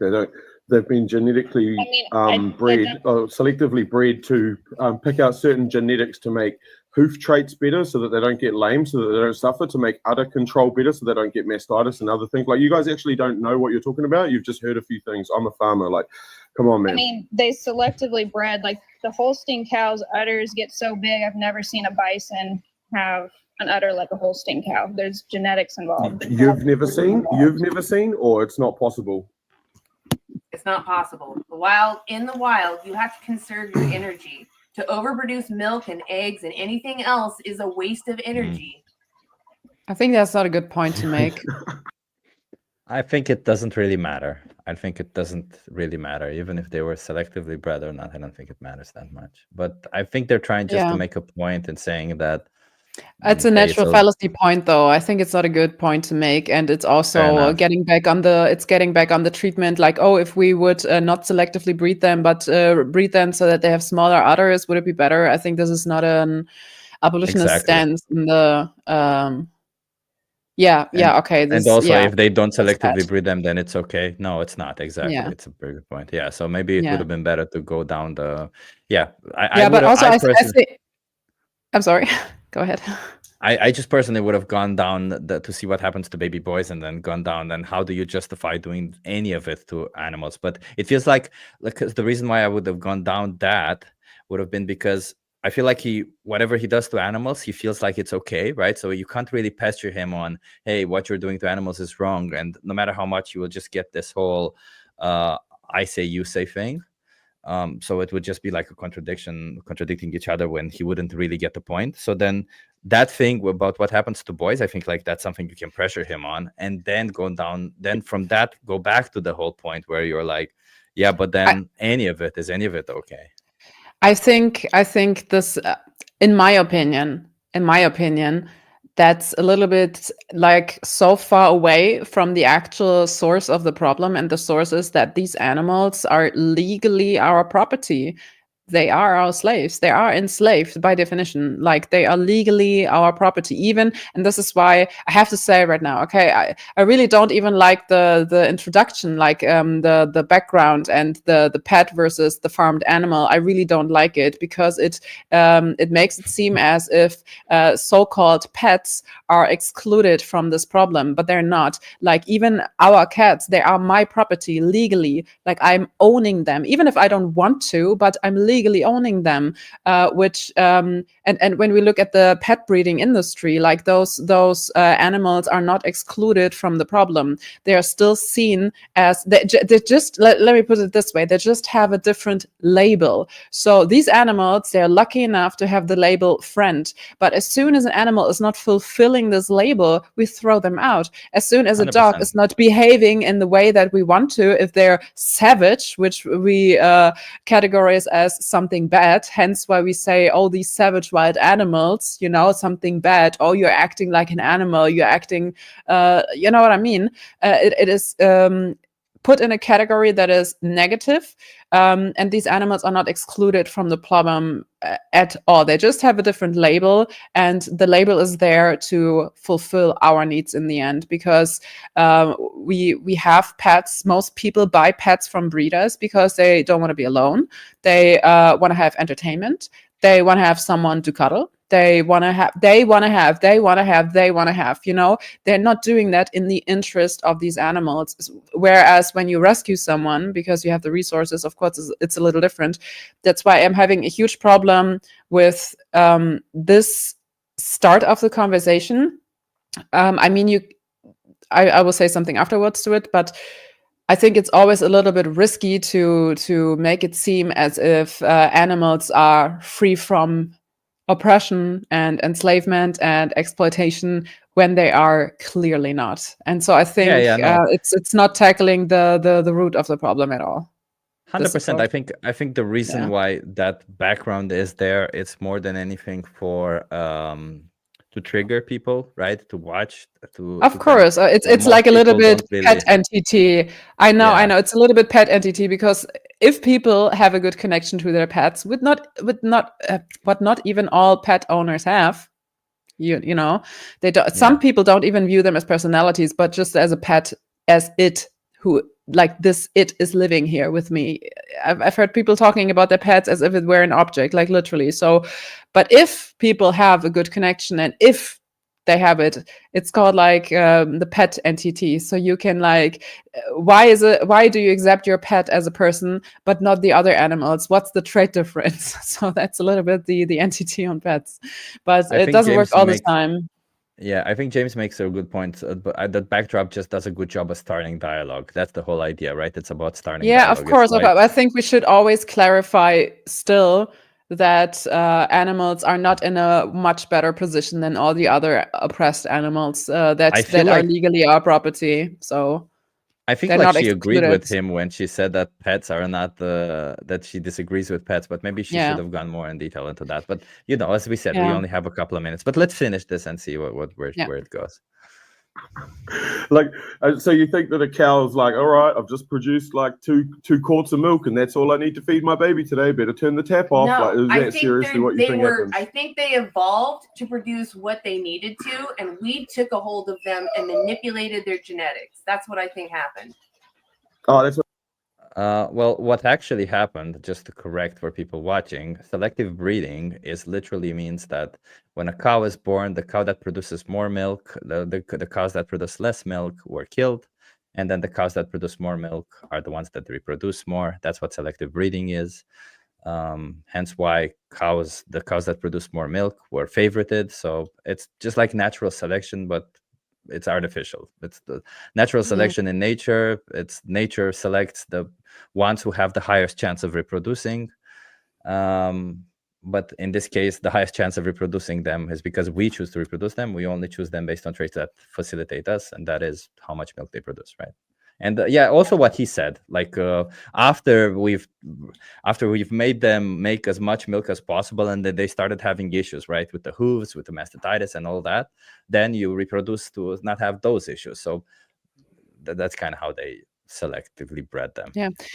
Did you know when the very first breeding started? Like, I looked it up once and it was super interesting. Do you know when we first started to selectively breed animals? No. 3,000 years ago. Like, there were these cows who have like super, super, super duper big horns. Have you ever seen them? Like, these were the first animals that we bred because they needed the horn for, I don't know, tools or whatever. And that's why they started to selectively breed them. I think that's the most recent science on that. Yeah. So I think that's quite interesting. For 3,000 years already. I mean, how old is agriculture? Is it agriculture like 3,000? Is it 4,000 years agriculture? It's not that much longer, is it? I'm not aware. I don't know, but it would be interesting to know. I generally think that the whole selective breeding started with agriculture, where they slowly the animals that were more docile, those were the ones that they would feed more, and they would choose to allow them to breed or something. They would maybe kill the others faster or something. I think they still did some form of selective breeding even before, like ever since they went wild and they started domesticating them. Yes, and also, did you know that during the transatlantic slave trade, they were also, of course, forcing people to breed with each other, and there was this one guy, Oda. I don't know his other name. I can look it up and send you afterwards. But he was forced to breed with multiple women, and there is a village somewhere where there are his how do you say it? The descendant, like the people who come after him, the generations who come after him. How do you call them? His descendants. Yeah.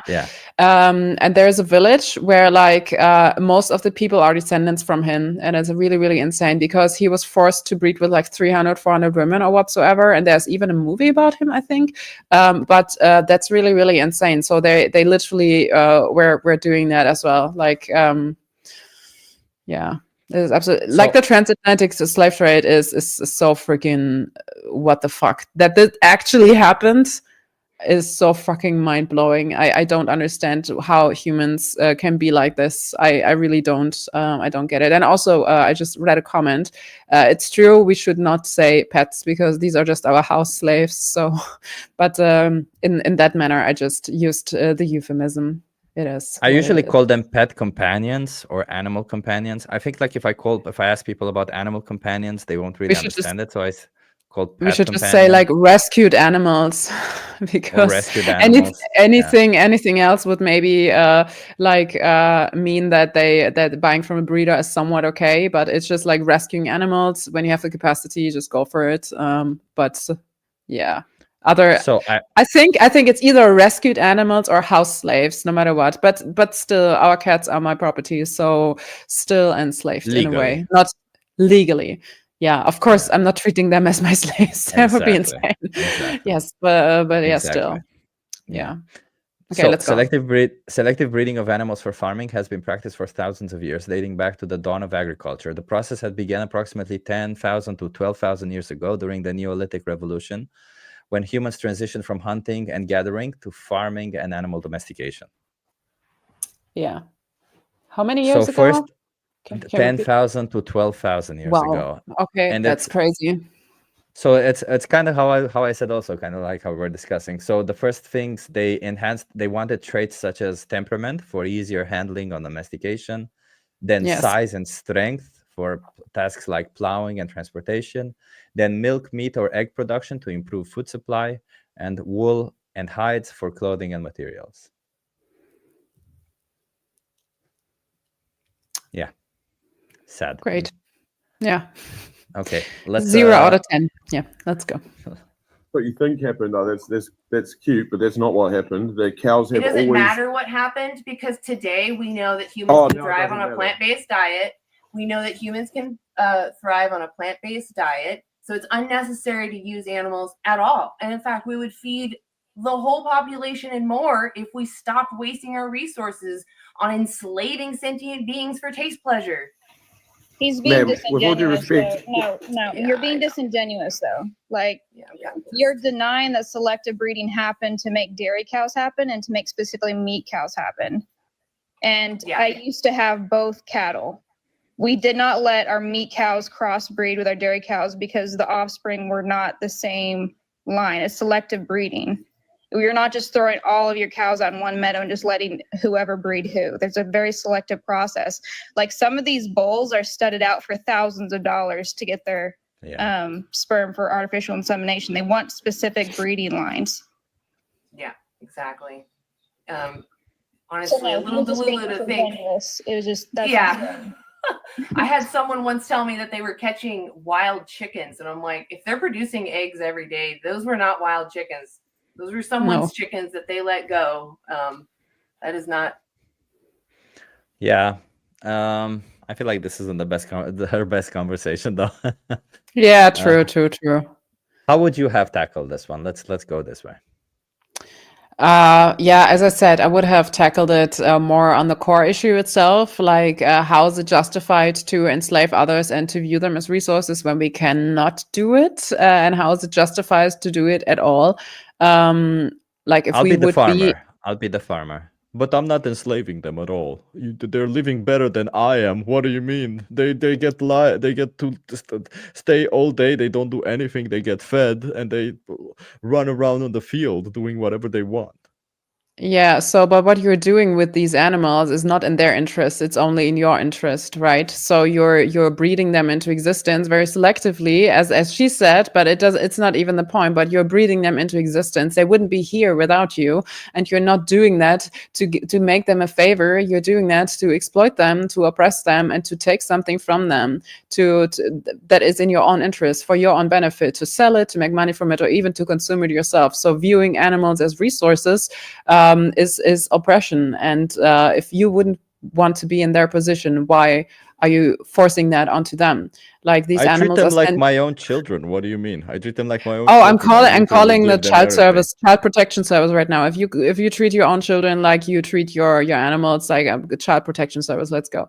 Like this is not the way how we should like be with each other. Like this is not how how it will be like a symbiotic relationship, because it is not. It is an oppressive relationship. You are oppressing them and you are the enslaver, and these animals are enslaved. Of course they are.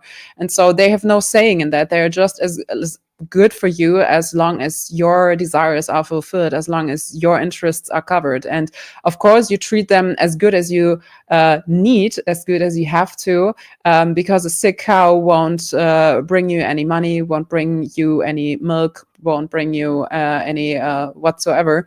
And so there's no But point they're in that. animals. What do you mean? They're animals. They're not humans. What are you Just talking like about? you, sir. So what's the point? What's the freaking point? I mean, I could also like give mother's milk and stuff. Are you going to forcefully impregnate me now too? Take my baby, stab the males in the neck, and sell my mother's milk? Or do you don't want to do it because I live through that? I have a subjective experience as much as these animals have. Like they live through the experience of being exploited, separated from their family, killed, forcefully impregnated, all these things. And there's no justification to do that. Like, do you really think that any of what you just told me is a good enough justification to do that to these animals when you have the option to not do it? No, you're right. I know I am. Now go vegan, you fucking lunatic, and leave those animals out of your life. Like, don't breed them into existence, and be a decent human being who is not enslaving others. How about that, huh? But I have 500 cows. He said he has 500 cows. What do I do with them now? Well, I can help you out with that because there are many, many ex-farms who turned into sanctuaries, and I'm sure they're going to help you out with that. So there is no reason to send them off to slaughter. There's always a way to find solutions rather than excuses, right? And the vegan community is here for you to help you out. You will find help, and I can connect you with people who are doing this farm transition projects whatsoever. And I think it's a really good thing that we have the opportunity to make direct changes, you know. And you can join us in our fight for justice. You don't have to be on the oppressor side anymore. Or do you really want to exploit animals? Are these your values, or? No, you're right. I don't want to exploit animals anymore. But what if they make milk, right? What do I do? Do I just throw away the milk? Do I just let them? You know, it hurts them if I don't milk them. Yeah, well, stop breeding them. So stop making them pregnant, and then they won't have babies, and then they won't give milk. So, and also don't separate the babies. I mean, they are going to drink the milk. And I mean, if there is no other way, and if they're like so selectively bred that they overproduce, of course you gotta milk them at some point. But don't sell the milk, don't consume it. I don't know. It's actually a good question. I don't know what to do with that, to be honest. But I wouldn't sell it. I wouldn't use them as a resource, and I wouldn't see it as a resource as well. As much as I wouldn't see any leftover human milk as something for me to drink. It's not. What the fuck? So Fair enough. Fair enough. Okay, let's move on to the next video. Let's move on. I tried to come up with excuses. I thought that was a kind of a hard question when I threw you that question. What do we do if they still produce milk? But I think you did it correctly. Yeah. Okay. You didn't manage to watch the whole thing, right? No, I can't. It's very hard to see. Imagine how it must be to be in their place. Hello, everyone. Chris here, aka Fit Vegan Activist. It's been a while since we've done this 30-minute movie challenge format with a Free in Malta. And we're back at it. Thank you all for watching. Make sure to subscribe. That helped me hit my first 400 subscribers. And following this intro, going to be a few of the conversations we had today. So How do you feel about what you just watched? Like I eat meat, and that's the point. How do you That's why feel we're- about that? I eat animals. That's such a good answer. How do you feel? I eat them. How do you feel? Yeah. I don't know. That's how I feel. I eat. I don't know this outreacher. Can you send me his YouTube channel, please?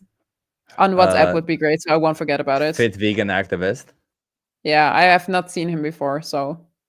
Yeah. I'll wait. Let me see if I can open this one and share. I'm gonna put it also in the chat so that people also can. Hey, Okay, subscribe, but also send it on everybody, if you're not WhatsApp, please. subscribed. Yeah, but I Yes. will also send it on WhatsApp. Yes. Thank you. I'll also send it to you on WhatsApp. It's so sad that I can't highlight any comments. Only you can do it. Tell me to highlight. I'll highlight them. Yeah. No, it's fine. It's fine. But you highlighted good ones. But for the next one, we're going to do it via my channel, so I can also we'll highlight do it on them. your channel. Yeah. Okay. Yeah.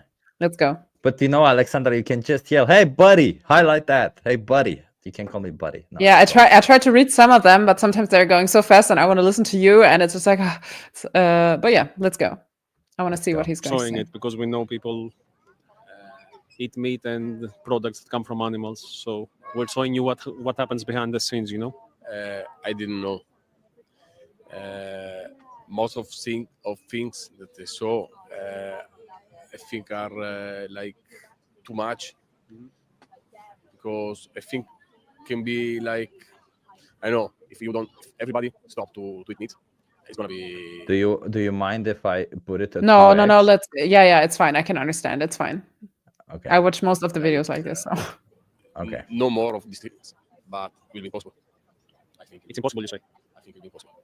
But do you think what happens to animals is an injustice? What you just saw, right? Is it an injustice you consider? Yeah. Yes. So, would you say that you are against this injustice, exploiting animals? Yes. So, when you are against something, right, do you just take a stand yourself, change yourself, like I don't want to be part of this anymore, or wait until everybody in society changes? No, I don't wait. But I think it can be something different to do it. Okay. So you're saying there's a nicer way to exploit animals. Okay. If you were in the position of these animals, would you want to be exploited even in a nice way for something that comes out of your body? No. You are essentially enslaved. I really like this. Exploited for something that comes out of your body. That's so descriptive. That's so well described. I think Or for your body in the end too, right?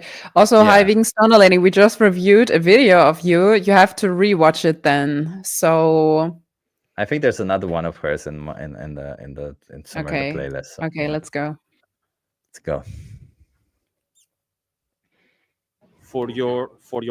So for me to take something out of you, I can say one thing.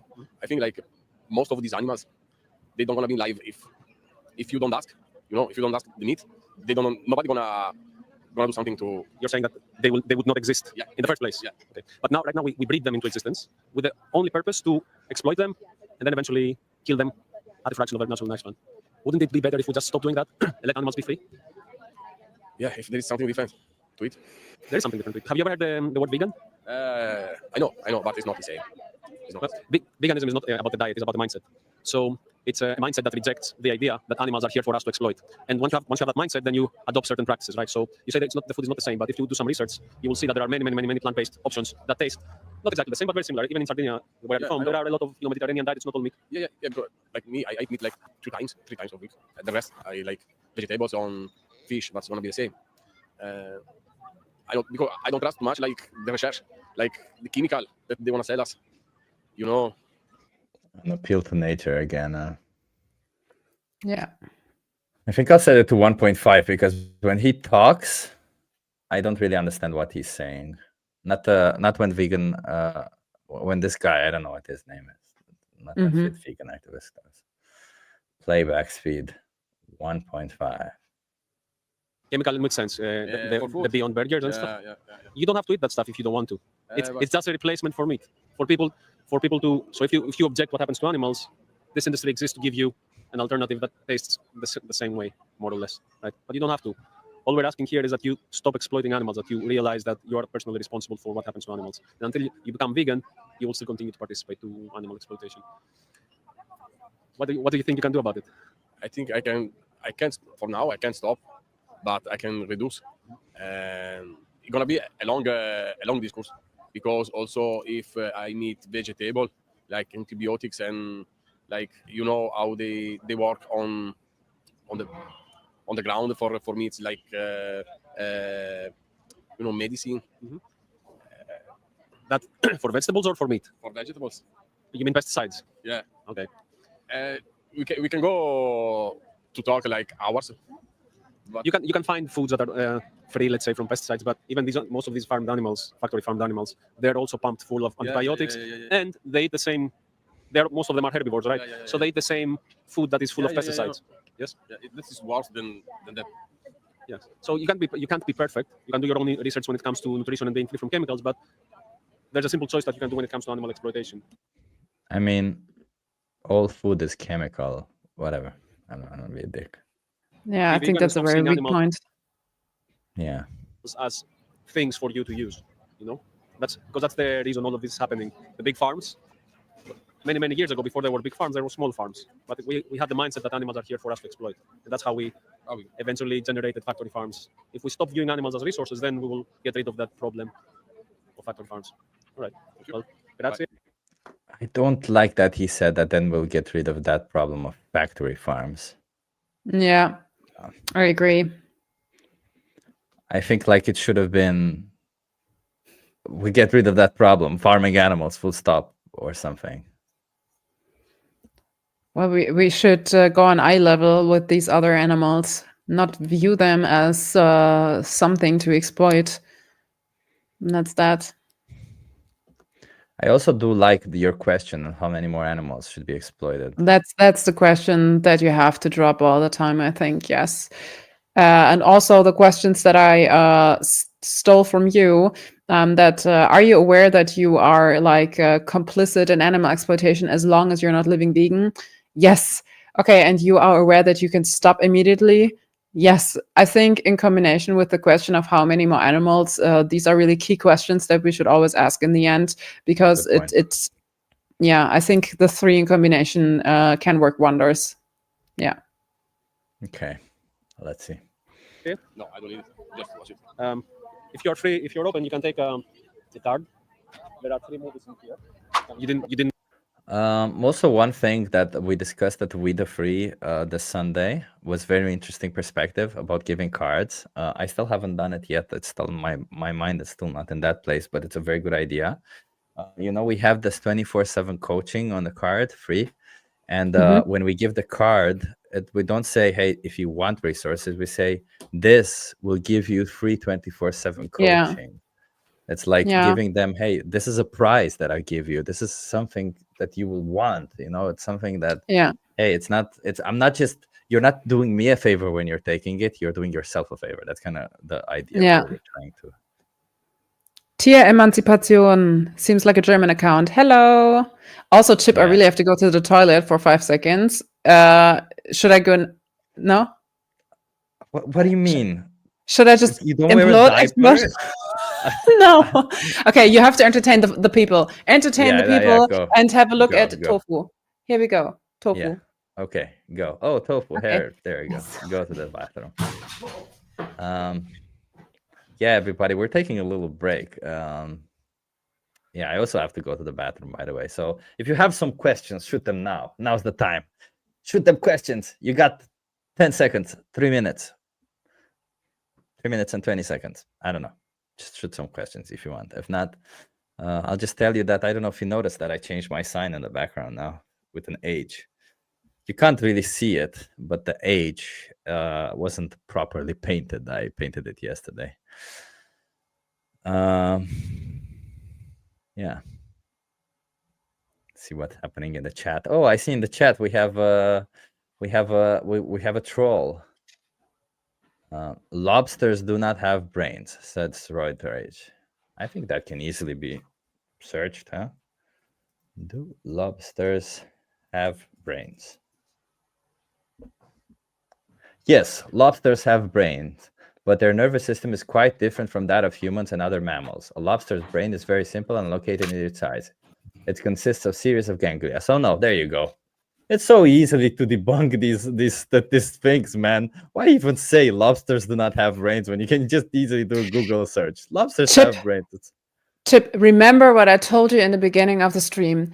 People are saying about the oppressed one what they don't like about themselves. Ah, yes. I see that. Proving the freaking point.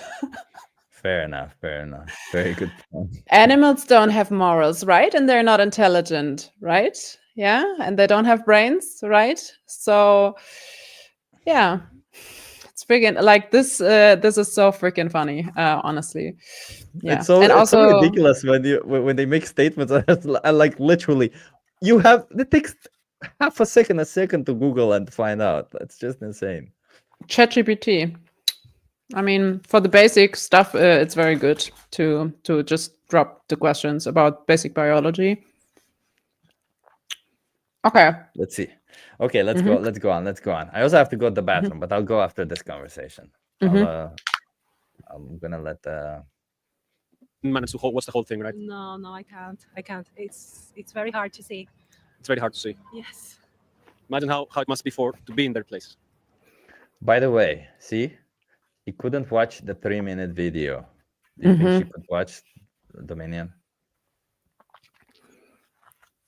Not everyone. Doesn't mean that we shouldn't urge people to watch it. Fair enough. Because I watched it when I heard about it. I was too curious. I wanted to know. That's why I watched it. So people are different. I mean, I have to go to the bathroom now. It just became an emergency. I'll be back. Okay. Okay. It's your turn to entertain them. It's your turn to discuss them. Talk about tofu. What is it about tofu that what they like? Tell us some of her preferences, some of her fears. So Tofu is a rescued cat. She was living on the street and she was underweight. 1.5 months ago, we rescued her. Like, she was running towards a friend of mine and she wanted to go into his flat asking for food. Thankfully, he's vegan too. So he immediately informed me and he didn't have the capacity to care for her. And so I said, bring her over. Like, we have room, we have space, and we have the capacity to protect her. And well, the thing is, she was underweight. She is not castrated. Her teeth are foul. And the doctors said that she definitely was a house cat, the way of her fur looks and the way that her paws and teeth look, because she got some teeth removed already, but she wasn't chipped. So the people who owned her before really didn't give a fuck about her, apparently. And so now we are going to have surgery tomorrow, actually, and she's going to be castrated. And she is chipped already. She has all the vaccines. She gets the foul teeth removed tomorrow as well, and then she will have the best life with us. And she's getting along so well with Sunny. They both, like, they didn't fight yet, like, never. Like, they kind of accepted each other right away. Like, Sunny in the beginning, she was like a little bit like doing this, but just like for a few days. And that now it's completely fine. Sunny's actually sitting in front of me right now. Tofu is really chilling on my hand right now. She's the tiniest, sweetest, cutest, and she's so amazing. She really fits into our little group here with my partner and I. Like, we really I don't know how to explain it, but it's such a great group dynamic when we four hang out with each other, and it's so on eye level. I just love it. And when we are in bed next to each other and watching a movie, like, Tofu sits on my chest and Sunny sits on his chest, or the other way around, and then we're all like super close, and it's so cute. I love it. So yeah. Yeah. I mean, she was not chipped. I heard she was not chipped. Huh? She's now, and now she's mine. Yeah, but you see what I mean. Like, if in case she would ever like run away, of course I want to find her. And this is why you have to chip your cat. This is why, of course, a vegan couple has to name their cat Tofu. So, of course, the perfect name. Yes. Yeah. Next one, Tempeh. It's a deal. Zaitan is after that. Satan, yeah, the good one. Yeah. Okay. Oh yes, I never imagined like something like that. I know I eat pork, I eat chicken, everything, like. But now when I see, like, makes me sad. Do you think you can stop doing it? I think I can. Yes, it's very difficult to see. You heard the word vegan. You said vegetarian here before. Actually, we are advocating for veganism here. Oh. You know what veganism is? You heard the word?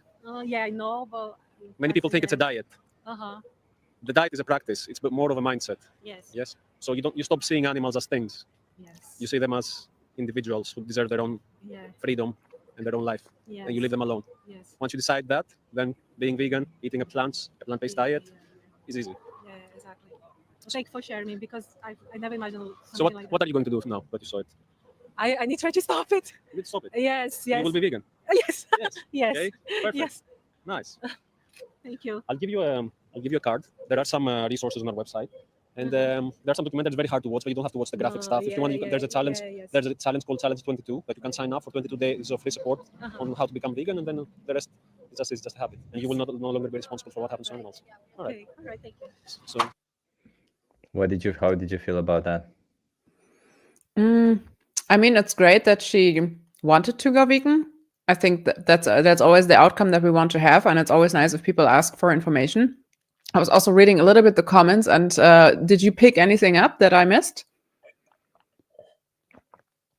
In the comments? No, in the conversation, because I think she was just like, yeah, I want to go vegan, and he's giving her more information. No? It didn't feel genuine to me from her perspective. I feel like I would have pushed a little bit more on what her next steps are, maybe what she will, I don't know, like something, if she understood what veganism is exactly, or it just feels like she said, yeah, I'm going to go vegan, but then I'm not sure if it just seems like lip service to me. Maybe that's how it seems to me. Yeah, lip service is the worst service, right? Yeah, sadly. Yeah, it's a little. Yeah, you never know if people are disingenuine, or if they just want to escape, or if they feel uncomfortable with not saying that they're going to be vegan now. You know what I mean? So, of course, I've had people who said on camera, yes, I will be vegan from now on. And then I met them the second time, and they were like coincidentally, they run around in the same area. So, of course, I meet them the second time.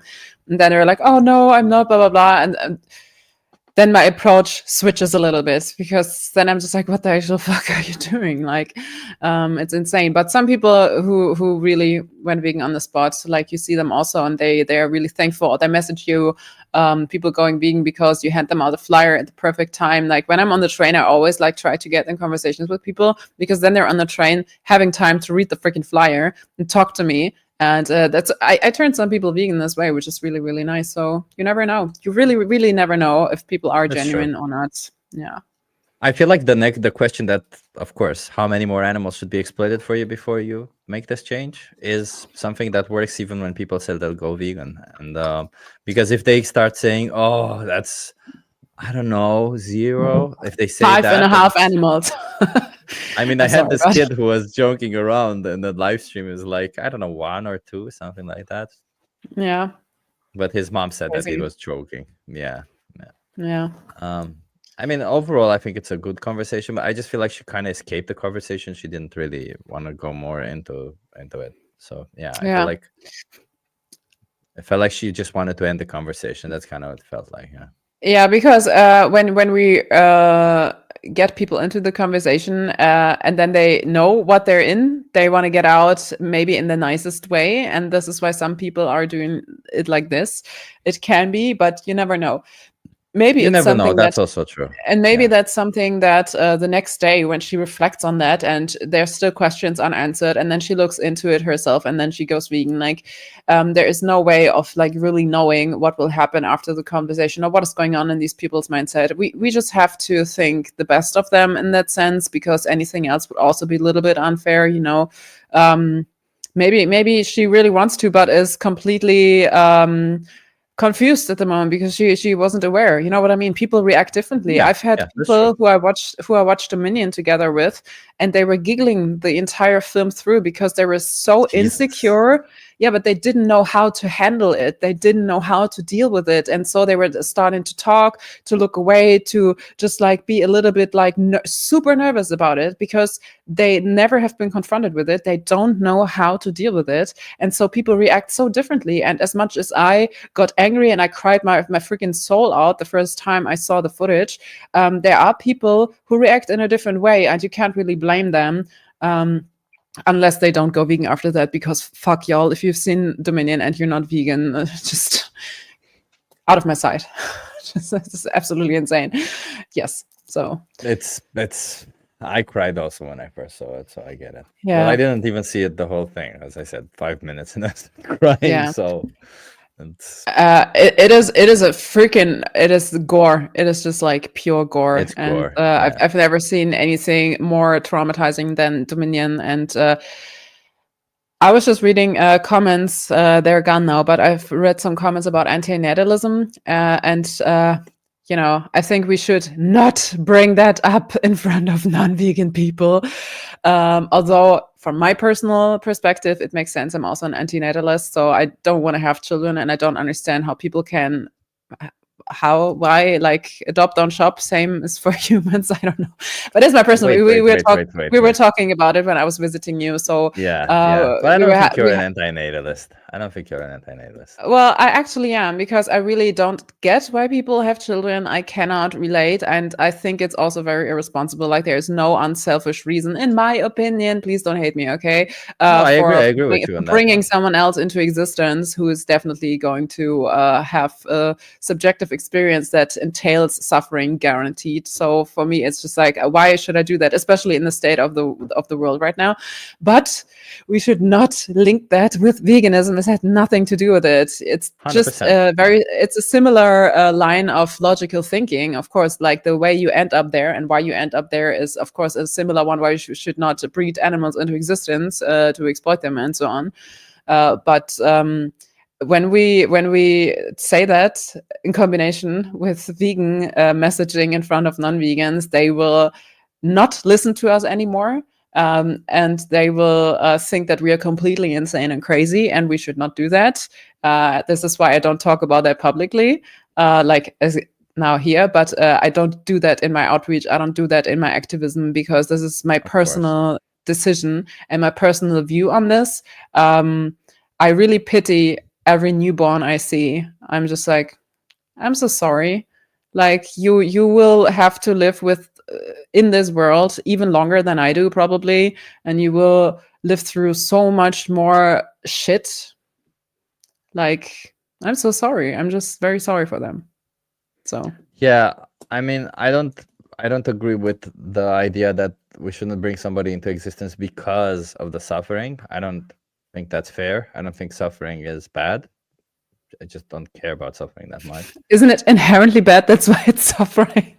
I mean, depends, right? There's productive suffering. What do you call suffering, right? Like, there's obviously unnecessary suffering, but there's also suffering that leads to growth. It's still suffering, right? You would still call it suffering, and it leads to growth. It leads you to better places, right? I don't think. I think it's a very big philosophical question. Yeah.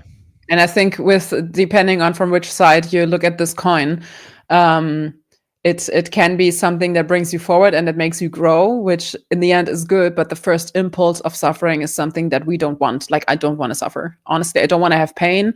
I don't want to have problems that cause me mental suffering. I don't want that. Like, I feel better when I'm happy, of course. Like, this, you know what I'm saying? But on the other hand, of course, I wouldn't be here if I wouldn't have had suffered in my life. So exactly. And existence. Yeah. I mean, I don't know. That's the only thing I don't agree with about antinatalism. Otherwise, I'm all on the same page with it, right? I just don't agree with that whole idea of suffering for me. That one comment, I'm sorry, but bone cancer is not the kind of growth you want. No, fair enough. Of course not. That's a very good comment. I like it. Yeah, no, Yes. but like,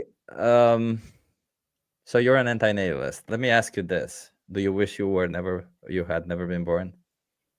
That's a question that you can ask every antinatalist, and everyone will say something else. Because now that I'm here, of course, I have a survival thing going on. Like, I cannot imagine dying or killing myself right now.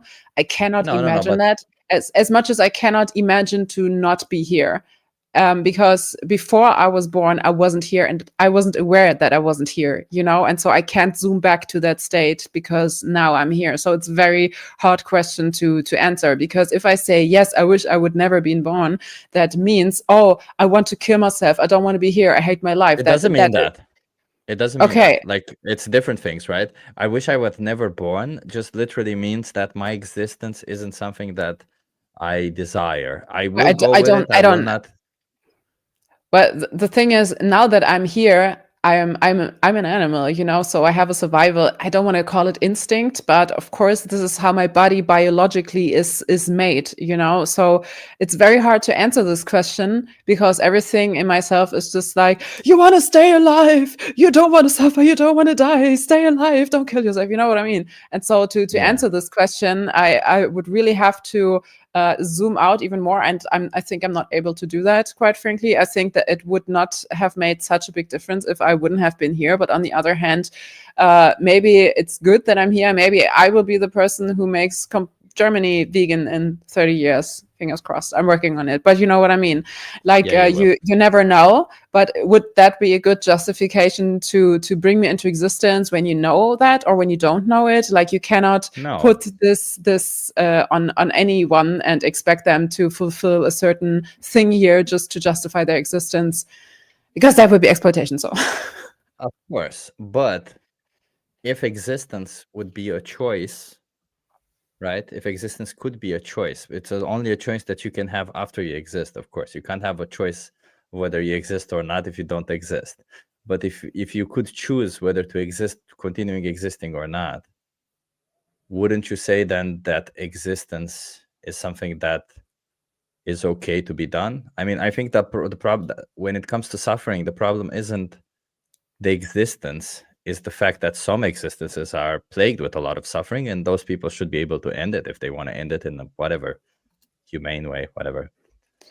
I think now we're getting into this section of normative versus descriptive, because in a normative way, I would reply that if there would be a button that I could push that would erase all existence, including mine, I would have pushed it already. Oh, I would shit. do it. Yeah, of course. Boom, all gone. No. I love existence. What do you mean? Don't erase my existence, Alexandra. I have already pushed the button. You're gone. Okay, so that's just the normative side of things. But the descriptive side of things is I cannot answer it in the real world here right now. I cannot do that simply because I know that my relationships to others are here. I cannot think to end them right now. I cannot think to be gone right now and to leave them behind. This entails so much. And so for me, it's very hard to give you a definite answer, because on the one hand, yes, not existing versus existing, nobody is crying, oh, I want to exist, please give me a body. This is not, no. So you of course, non-existing, but non-existing, I think, is then better than to exist and to have desires that you constantly have to fulfill, constantly have to look for food, shelter, clothing, for security, for whatever. Like, there are so many things, so many needs that you have to fulfill all the time.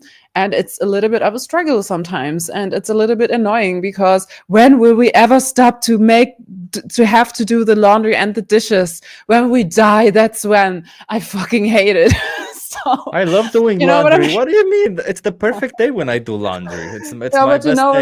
But you know what I mean. You know what I mean. It's just like, it's very hard to say, because in the real world here right now, I cannot imagine not to exist anymore, because of the how I am in this world and everything that is connected to me. I cannot think about that. It is really weird, because that would mean that tofu is sad. We don't want tofu to be sad, won't we? So my partner would be sad, everyone would be sad, so I wouldn't be here doing activism. It would be freaking horrible. And so but in a normative way, I pushed the button to end it all. But it's interesting, because to me, by the way, I'm a person who has struggled with depression. I had suicidal thoughts. I'm going to therapy. I've done all that stuff. And for me, existence is still that one thing that I don't want to say I cherish, but rather I enjoy. And it's because I enjoy knowledge in general. I enjoy learning more. I'm fascinated by things. So while I agree that maybe some of the emotions suck, they fucking suck. Emotions suck. I agree. Both happy and negative emotions are like, what is this? I didn't sign up for this. Why do I have emotions? I agree with you on that one.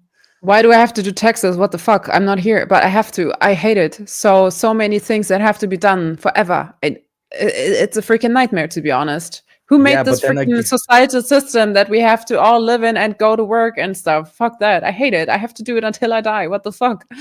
Yeah, but then you can observe the intricate complexities of the universe, which is so interesting, right? Of course it is, but it is intellectual stimulation that you desire and that Exactly. you enjoy. And I enjoy being an artist. I freaking love creating art. I love taking amazing pictures. By the way, check out my website. I will drop it in the comments in a minute.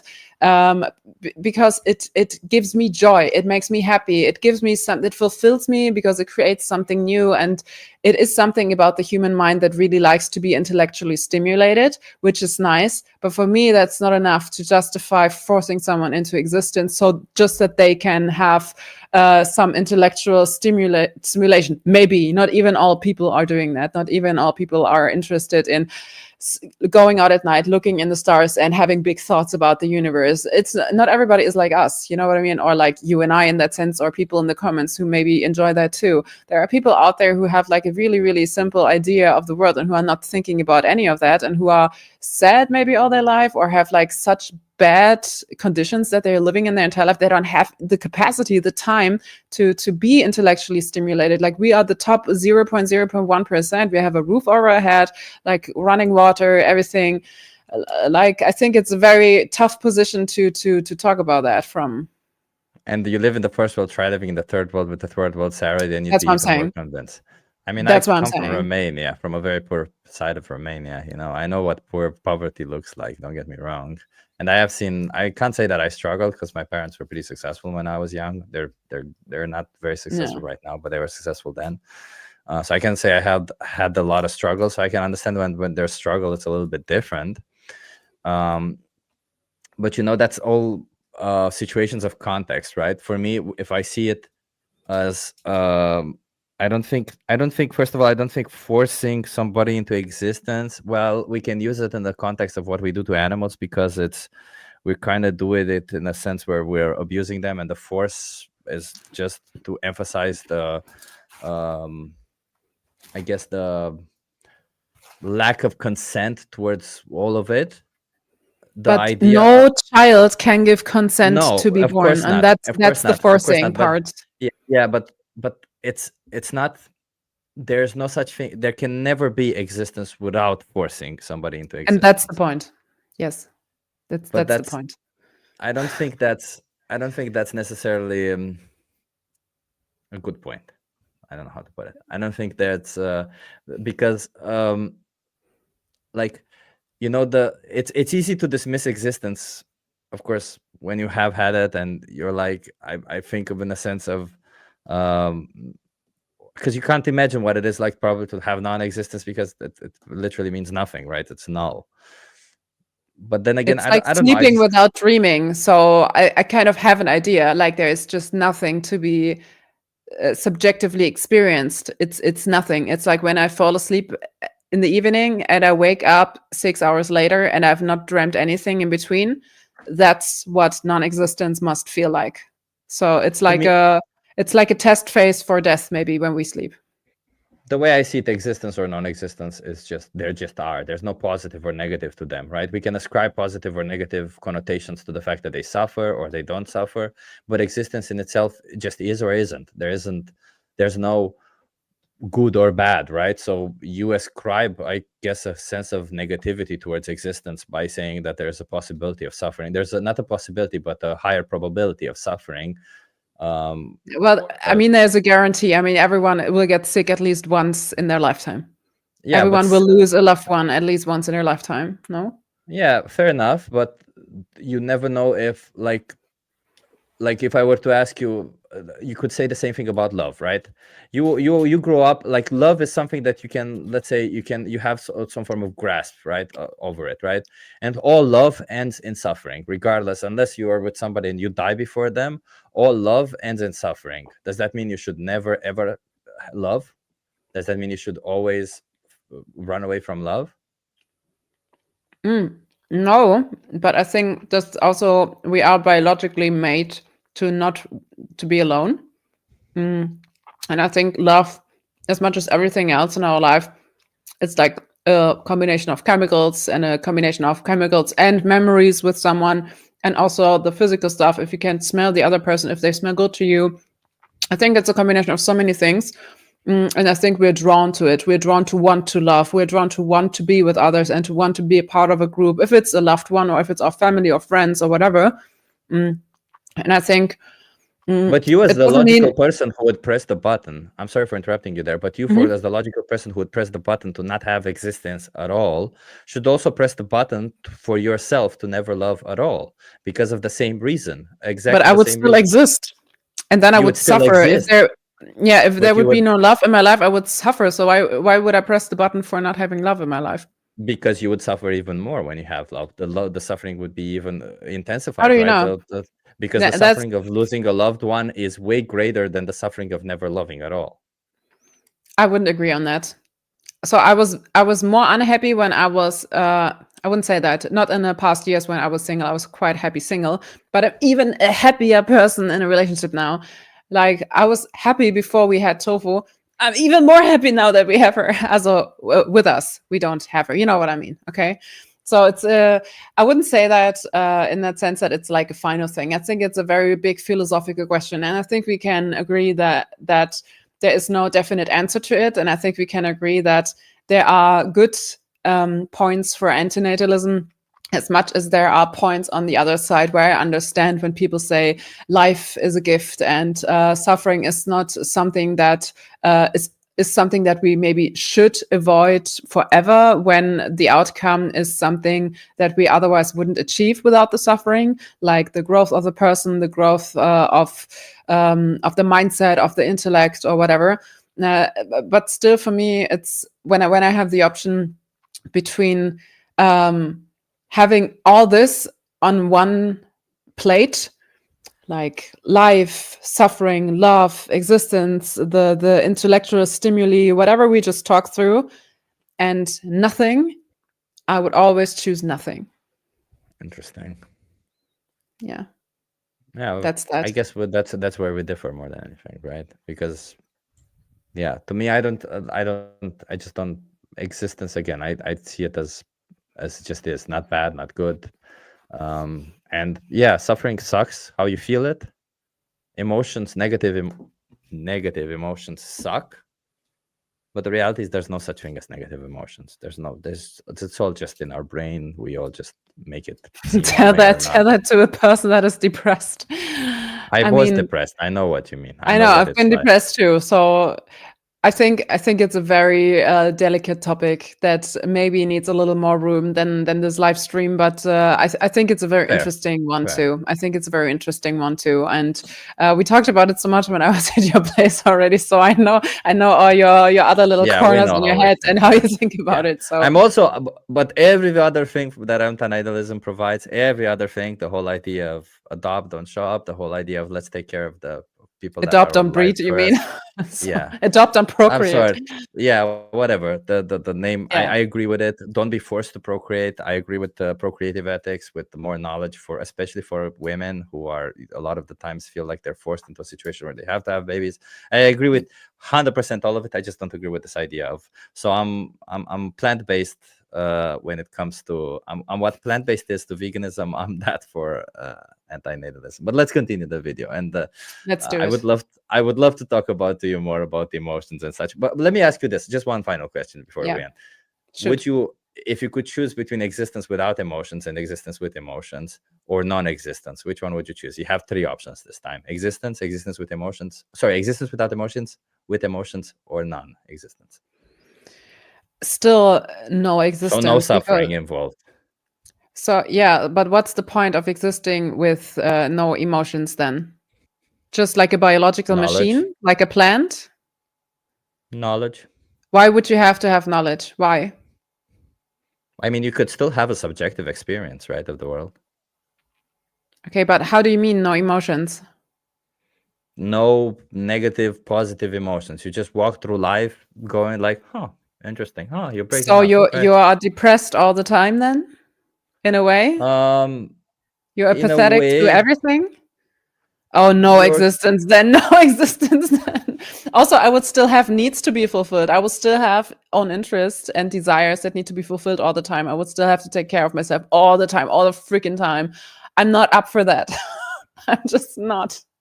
I think it's just, it is so much. It always feels like, oh, just 4 to 6 more weeks like this, and then everything will be a little bit smoother and run smoother, and it will be a little bit less stress. And I'm thinking that for the past 15 years now, and I think it will never end. And so this is a little bit of a nightmare, to be honest, that this is existence. Like, we all have to do shitload of stuff all the time forever until we die, and in between we might have the risk of getting a freaking disease that will like kill us slowly over time, or we will lose a lot of loved ones, and the world is and the world is a fucking shithole full of microplastics and war zones and animal exploitation and oppression and climate change and all these things.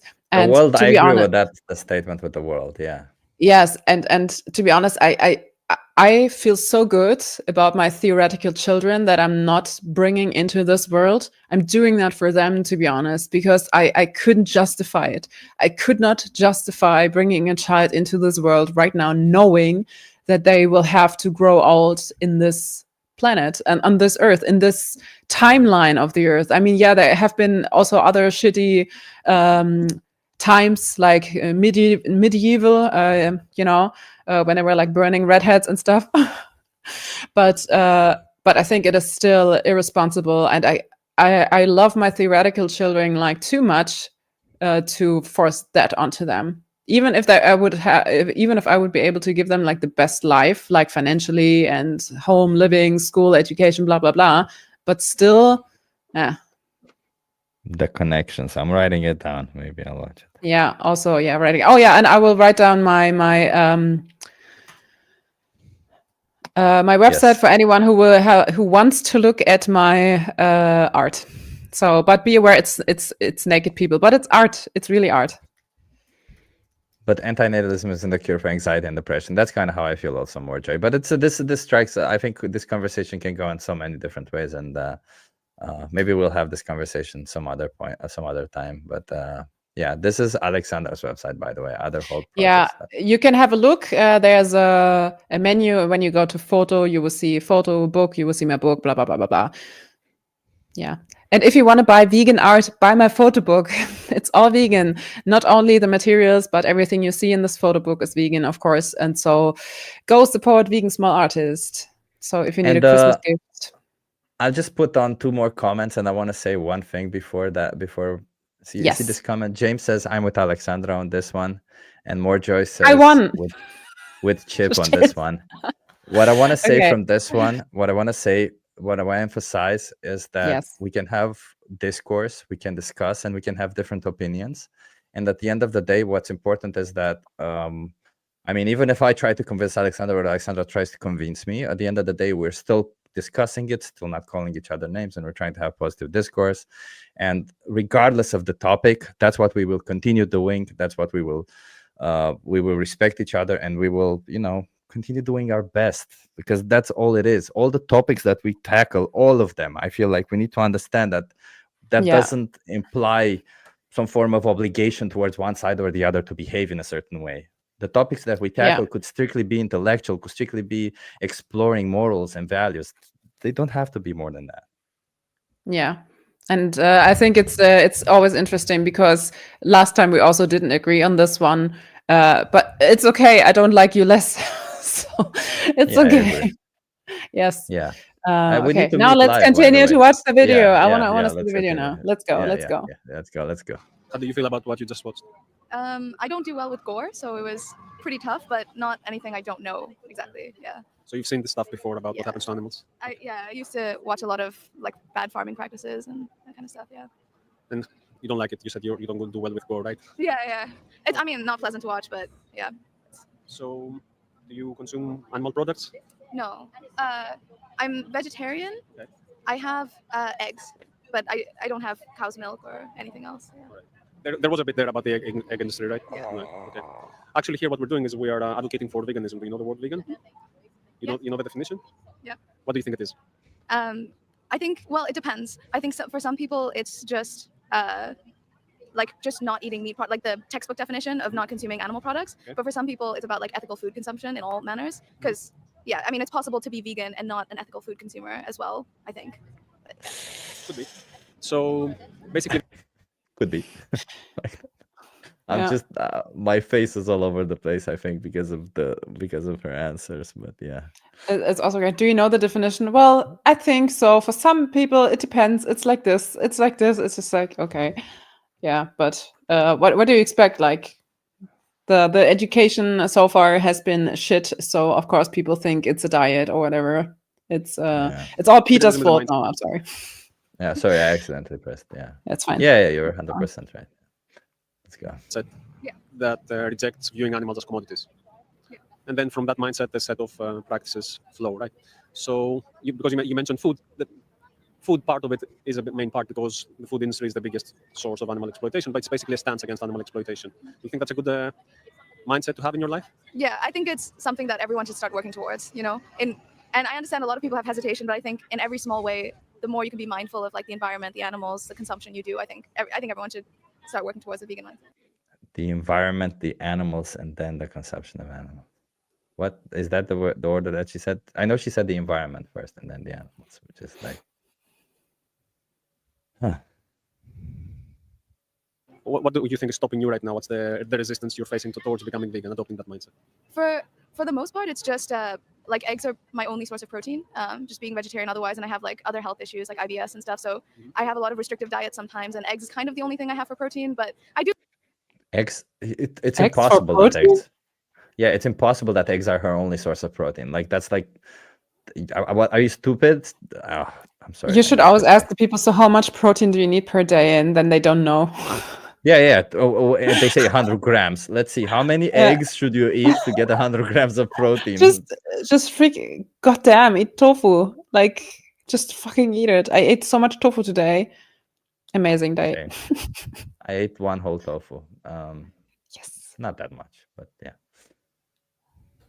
I do like to eat a lot of tofu and stuff, but you know, at the same time, like I said, So you can have tofu. It's not like out of your diet, Yes, right? yeah, I have And it's really high in protein. yes. So you don't have an intolerance No, in soy products. no, for the most part, no. Okay. So it's high in protein. You have like TVP, which is like textured vegetable protein. It's really high in protein. Like, and I think the requirement for protein, unless you're a professional athlete who wants to bulk up and build muscle, is not that significant. Yeah. I think it's definitely something I can move off of for sure. Yeah. But I also think it's like 100%. I think I should move towards being more vegan. But at the same time, I know there's a lot of stuff that could be vegan that's not ethical. Like one example is like Nutella. This, more vegan, right? Like you're in this position right now, Alexandra. I'm curious. She says, I know like there's stuff I could be doing that could be more vegan. Mm-hmm. Would you correct her? Yes, of course I would. I would. I think it is sometimes not good to ask people if they know what the definition of veganism is, because people won't admit that they don't know something, and then they want to more stick to what they think it is. I would rather educate them right away what vegan is. And at this point, I would have done that too. I think I would have told her that vegan is the inner stance, like it comes from within, that we agree with the idea that we want to reject the commodification and exploitation of other animals. And then I'm asking, like, do you agree with that? Like, are these your values? And I think from there you can go on a little more. And if we explain to people that, there's no such thing as more or less vegan, it's a black and white issue, because from the animal's perspective, you either are exploited and commodified or you're not. And so it is a black and white issue as much as enslaving a human is a black and white issue. They either are enslaved or not. And so I would have clarified that in that moment for sure. Okay, that's a good one. I never know how to react in these situations, but you're right. Maybe clarifying is the best way. I think sometimes sometimes I don't. I don't know. Well, she's advocating for a gray area of, I'm a little bit more, a little less, and we have to clarify no gray area. It's just not. It is black and white, just as any other injustice. It's either just or unjust. How is it something in between? How can it be? You either are continuing to exploit animals, or you reject the idea that this is something that is okay from your own moral values. Like, okay, let's continue. Which is not not vegan, but the palm oil use and like the large manufacturing, large things that are environmentally destructive still. I know it's not exactly animals, but it's all, you know, in the same vein. I mean, that's a separate discussion in Yeah. itself, right? Yeah. So the environmental part and your ethical consumer choices when it comes to the environment, that's a thing everyone of us can do their own research and be more responsible. Yeah. But when it comes to a vegan lifestyle, it's straightforward. When you buy something that contains animal products, it means an animal was exploited for it. Right. So it's straightforward. Now the environmental impact, you can go into the ins and outs, but the practice, the mindset is very straightforward and simple. So Are you all like, as part of your group, are you all vegan? yes, we're vegan. Yeah. The people who are here are vegan. I'm vegan for 6 years, and we're all vegan for multiple years. You try your best for the environment, but I personally don't advocate for the environment when it comes to veganism because I'm not an environmentalist and I'm not an expert in the subject. There are movies and documentaries out there that have some data about the impact of animal agriculture to the environment, and it's quite significant. But it's basically for me showing these animals the basic respect and not viewing them as objects. Yeah, I think that's a good way to live. I really appreciate it. And So I'm fully behind you guys. So there's like outside of the diet, right? There are some other things that you. She's behind Lip us, service. Alexandra. She's an ally. She's a vegan ally. These are a the best vegan people ally. who are vegan allies. Yes, really, really Yeah. good. Yeah. I also would have clarified she it differently. Yeah, she accepts that we exist, that people who don't want to exploit animals exist. She accepts that. Imagine it. Thank you. Yes, thank you so much. I also would have clarified that this is not about the maybe benefits of a lifestyle that is not exploiting animals, because the animals are in focus here and only them. Like we wouldn't in no way possible would we go around and say, oh, you should not rape women because you could get an infection like a HIV infection or whatever. Oh, protect your hand by not hitting your woman. This is not how we go around to talk about things. And we should not do that in the animal context either. So I think it's a little bit of a missed opportunity if people say like, oh, well, environmentally, there's this documentary or blah, blah, blah. We should really, really clarify that even if it would not have any benefit for the environment or our health at all, we would still be in the position where we have to be vegan for the animals because we cannot justify not being vegan for them. And I think that's important to clarify. Although coincidentally, there are benefits, of course. So if we talk about the environment, it is absolutely stupid to not talk about a vegan lifestyle. But when we talk about veganism for the animals, which is the only way that we can talk about it, it is important to always bring it back to the victims and to say like these side effects, maybe positive benefits whatsoever, forget about them in that sense. But when we talk about health and the environment, it would be stupid not to bring up a plant-based diet. Yeah, I think that's. I don't think she understood. I think that's the problem. No. I just don't think she understood what veganism was. I think she listened, or at least she heard it, but she didn't listen. And then she just went on and talked about the environment and kind of her same idea of what veganism is. That's what I think happened here. Hence why she brought up the whole argument for environment. But let's see how Christoph. That vegans boycott, let's say, it's testing on animals for cosmetics when you have the choice, not going to zoos, aquariums, not wearing clothes that come from animal products, So that's, as I said, the set of practices that flow from the mindset. Yes. Yeah. Okay. So what are you going to do about it now? Are you going to take steps towards? No, I would really love to. Yeah, I really want to. I want to commit to it. I have in the past, and I've flip-flopped back and forth. It would be really nice, I think, to get to a point where I'm very well informed about everything that I'm consuming, and I feel like I'm making the best decisions, for the environment and animals and farming. No, I mean, no, it's the wrong idea again, right? It really hurts to hear that, because it just shows that she really didn't understand what this is all about. Like, stop talking about the freaking environment. Like, what the fuck are you doing? Let's go. Let's see to the end. Everything. You live here in Malta? Yes, I'm here in Malta. Nice. Where are you from? Botswana, Southern Africa. Oh, nice. All right.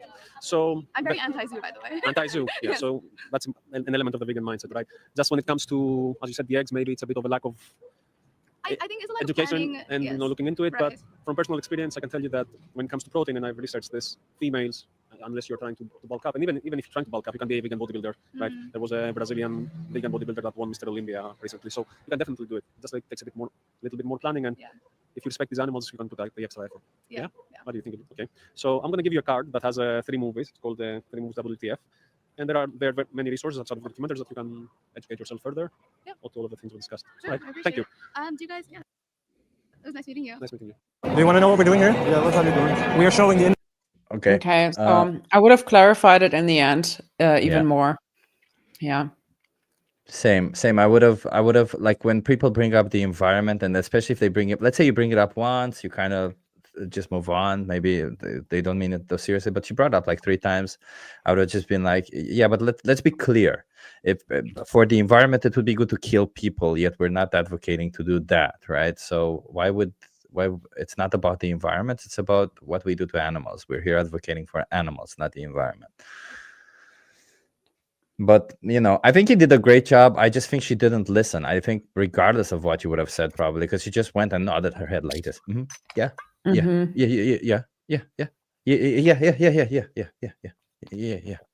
Yeah, but I'll do better for the environment next time. It's not the environment. Yeah, but I'll document myself better, so I'll make better choices for the environment. Yeah, it's a little bit sad when people don't get it. Yeah, read the comments.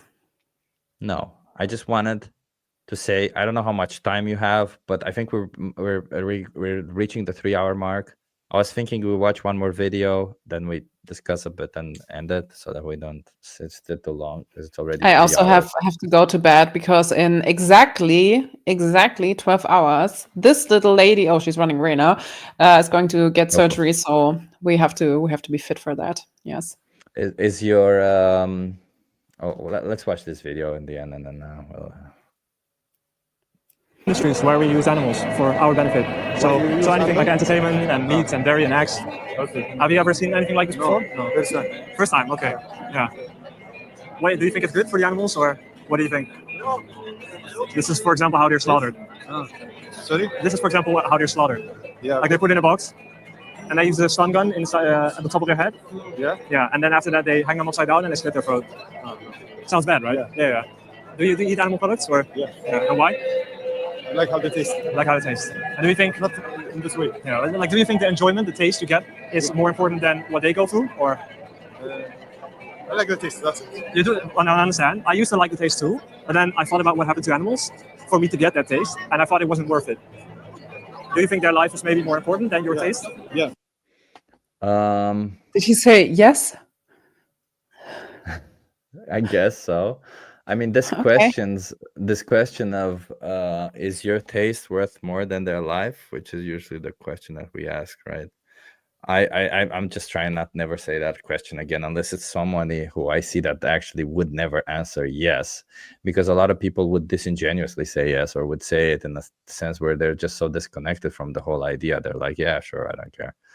Or they're too apathetic towards it. So I usually try to stay clear of that question, especially at the beginning. Yeah. Of course. Yeah. So what do you think then you can do about it? You mean stop eating? That's the idea, yeah. Like, do you know what veganism means? Yeah, I know. Yeah. Can you tell me what it means? They don't eat any kind of animals. Veganism means that you don't exploit animals. So you don't use animals for yourself. Yeah. Right? So no eggs, no dairy, but also no leather, nothing like that. Yeah. Do you think you could do that? Or does it sound like something? Maybe I can do that. Okay. Is it okay if I give you a card? A card. Like, I would not ask, do you think you could do that? Do you think you want to do that? I mean, it's about if they don't get their values straight, this is more a practical question, which they have to do with themselves. Like, we're not here for the how, but for the why. And I think we have to phrase our questions like this. That's a good one. Yeah. Yeah. I'm just waiting to see maybe there's you can scan it. Yeah. Yeah. Please scan it and watch the documentary that we show, because it shows what happens to all the animals. Okay. And if you see it and you decide that you don't want to be responsible for what happens to those animals, then you can go vegan. Okay. Do you think you could make that change today, or? There's Oliver. Not I sure. know him. And we'll try. But if you were in the animal's position, right? What you just saw, you saw the cow in the stun box. Yeah. Right. If you were in that position and someone would tell you, "I will try to not kill you," would you accept that, or do you just want them to not do it anyways to stop it? Yeah, to stop it. Right. Yeah. So what's holding you back from doing that? I'll try. I'll try my best. But again, do you think the animals are okay with you trying? Like, they need us to be vegan, right? Yeah. To not use them. Yes. So if you can't do that, You can just go to Google and look like how to eat on a vegan diet and how to not use animals, right? Okay, will do. Thank you, my friend. All right. Sadly, most of the conversations, well, I would say, sadly, most of the people in conversations are that disconnected. I think like the connection, the discussions Yeah. we saw, the last two, the people are that disconnected that they don't really listen. They don't, regardless of what questions you ask. And Yeah. yeah, I also felt like they were not in the conversation. They were just like, okay, yeah, they just listen to the information and then they just go along and don't think about it any further. People are like this. Yeah, it's a little sad to say the least. But I think these are also not the people that we want to reach. When I was doing Train of Truth lately, I don't know if you've seen the I stuff have that we're seen doing. what you do, but please tell others also about it, because that is freaking awesome. And if I come to Berlin, I really want to do that with you. Please tell everybody what You you're have to. doing. Can you? Let's just show. Can you show one reel so people Yeah, know, yeah. so that I don't have to explain? I can show you which one on my profile on the German one, and I will Okay, translate it right away. Okay, just this one. Should I I'm not send logged you? into this browser. Yeah, so please. I send it will. to me, I will 'cause send you. Hold on one second. I will send you the one I was thinking about. And everybody, if you have some questions for Alexandra, please think about them, and maybe we'll do a 5-10 minutes question and answers thing. Yes. I mean, I'm not falling asleep yet, so. There you go. If she's not asleep, while she's asleep, it's like she's not existing. So that's okay. That's true, and I like this state very much. And then I'm awake, and then I'm like, another day. Existence again. Damn it. It is what it is. I send it on WhatsApp. Okay, get me. Yeah. So I'm not logged into Instagram for some reason. I think you can still show it. Yeah, Otherwise, I I can send you the video on WhatsApp and you can share it. Let me know if it works. It works. Give me a second. Okay.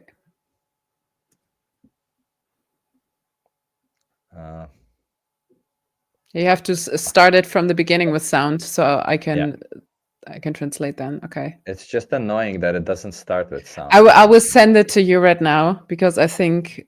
Or? No, Warum hat er dich angespuckt? Weil ich eine Ansage gemacht habe, dass wir weiter Tiere ausbeuten und unterdrücken wollen. Keine Sorge, wir sind nicht weg von den verrückten, radikalen Veganern. Die wollen, dass das hier aufhört. Tiere sind da zum Essen. Das sage ich doch gerade. Ich stimme Ihnen zu.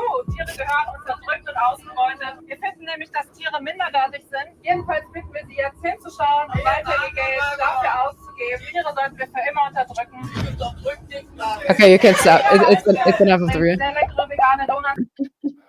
Okay, it's almost to the end, but you get of how it looks, the location, and so ever. So about Train of Truth, we were starting this in Berlin right now, and we go in with a group of people. We have a certain amount of laptops, and we have the footage on that. And for this specific action, because I'm always trying to come up with some texts that are standing out, so that people are not really able to not listen to it. And also for social media, it's very good if you have something very provocative. And so for this one especially, I was just like going into the train, the doors closed, and it's just, hello, everyone. We think that other animals are less valued than humans, and we want them to be exploited forever. We want you to give your money to these industries and to exploit animals so that this can exist forever, because animals have no value. We should oppress them. They're worth absolutely nothing. So please continue. We're not one of these radical vegans. Don't worry about that. And then in the end, of course, we clear it up, and we're like, okay, but for real right now, if you want to join us into the fight to free animals from enslavement and from oppression, be vegan from now on, and so on. And I think these actions really work well. We have had so many reactions from people, and you've seen like in this video they were spitting on us. This man was even saying like spitting on you. Yes, this is what the video starts, where I was standing there and removing that because someone spit on me. Thankfully, not really in my face, but on my clothes. And this one guy on the train, he was like, well, animals are here for us to eat. And I was like, yeah, I agree with you. I completely agree. We should eat animals. We should eat them and turn them into shit because they don't have any value. We should oppress and enslave them and exploit them. We should just like do whatever we want to them because animals have absolutely no reason, have no value other than to benefit us. And the thing is, when you say it like this, in this provocative way, people are confronted with their own stupid arguments. You know what I mean? Yeah. Because Yeah, you're there throwing it back showing at them, right? Yes, you're showing this footage, you're showing everything on the screen, and then you're literally saying the worst stuff that these people are actually always implying. And then you agree when someone makes a stupid comment and you're like, yeah, you're completely right. I've never thought about it. They taste good. What a great argument to do that to them. We should build more slaughterhouses. That's such a fantastic idea. I've never thought about that. You're so clever. You know what I mean? Because then people are like, they have to listen to you. And we really have very, very strong emotions on that always. And for the last one, for Christmas, for Advent, I was actually writing a poem, and I was saying this on the train. And people were also reacting so differently because this time they were listening, no aggression, they were quiet. Many people actually start to cry too. So I think this way of activism is really something that other cities should do too. We also want to write a guide and put it online on our website so that we can franchise, so that other people just know how to start a train of truth in their city very easily, with the footage prepared, with the flyers prepared, with the how-to prepared, you know. And I think it's really working wonders because on a train, people cannot escape. It's a very close room. It's a very small room as well. You have a variety of people in there, and it's always good content to spread the message, you know. And people are confronted with the footage, so they cannot escape. And she has her zoomies, and we're also you know, not going into outreach conversations too much. We're replying to some comments, but we're just there showing, confronting, throwing it at them, and giving out flyers with more information and stuff. And many people actually started to cry because they were so overwhelmed on the moment. And when you find the right words and you look them into the eye and you're saying stuff like, well, if you don't want to participate in this anymore, ask yourself how many animals from this moment on. And if you talk from the heart, people are getting infected by your emotions, and then they understand. And we reached so many people, and it's absolutely insane. Like, it's one of the best activism forms I've actually ever done, to be honest. Like, I have the feeling we're reaching so many people online as much as when we do it. And so you will see next time when you're in Berlin. I will force you to come with me. Yes. You don't have to force me. I want to do that. Heck yeah, go into trains. Can I do that live? That would be really cool that we do it live. If you have a good reception, because Germany is a little bad with internet connection in general. So, but Warum? Yeah. Warum? Deutschland, warum? Really? But yeah. So yeah, I think that's a really good form of activism to confront the people in that sense, especially because most people don't want to watch the footage and stuff. Oh, and the last time there were children on the train too, and I always approach the children because I don't want to leave them without, you know, being there for them in that moment. And so I was asking them, like, do you like what you see on the screens? And they were also like, no, I don't like it. And then there are, of course, the parents who are also getting so angry that we show that. And I'm just like, don't be angry at me for showing the information and for giving out the education that everyone tries to hide from you and your children.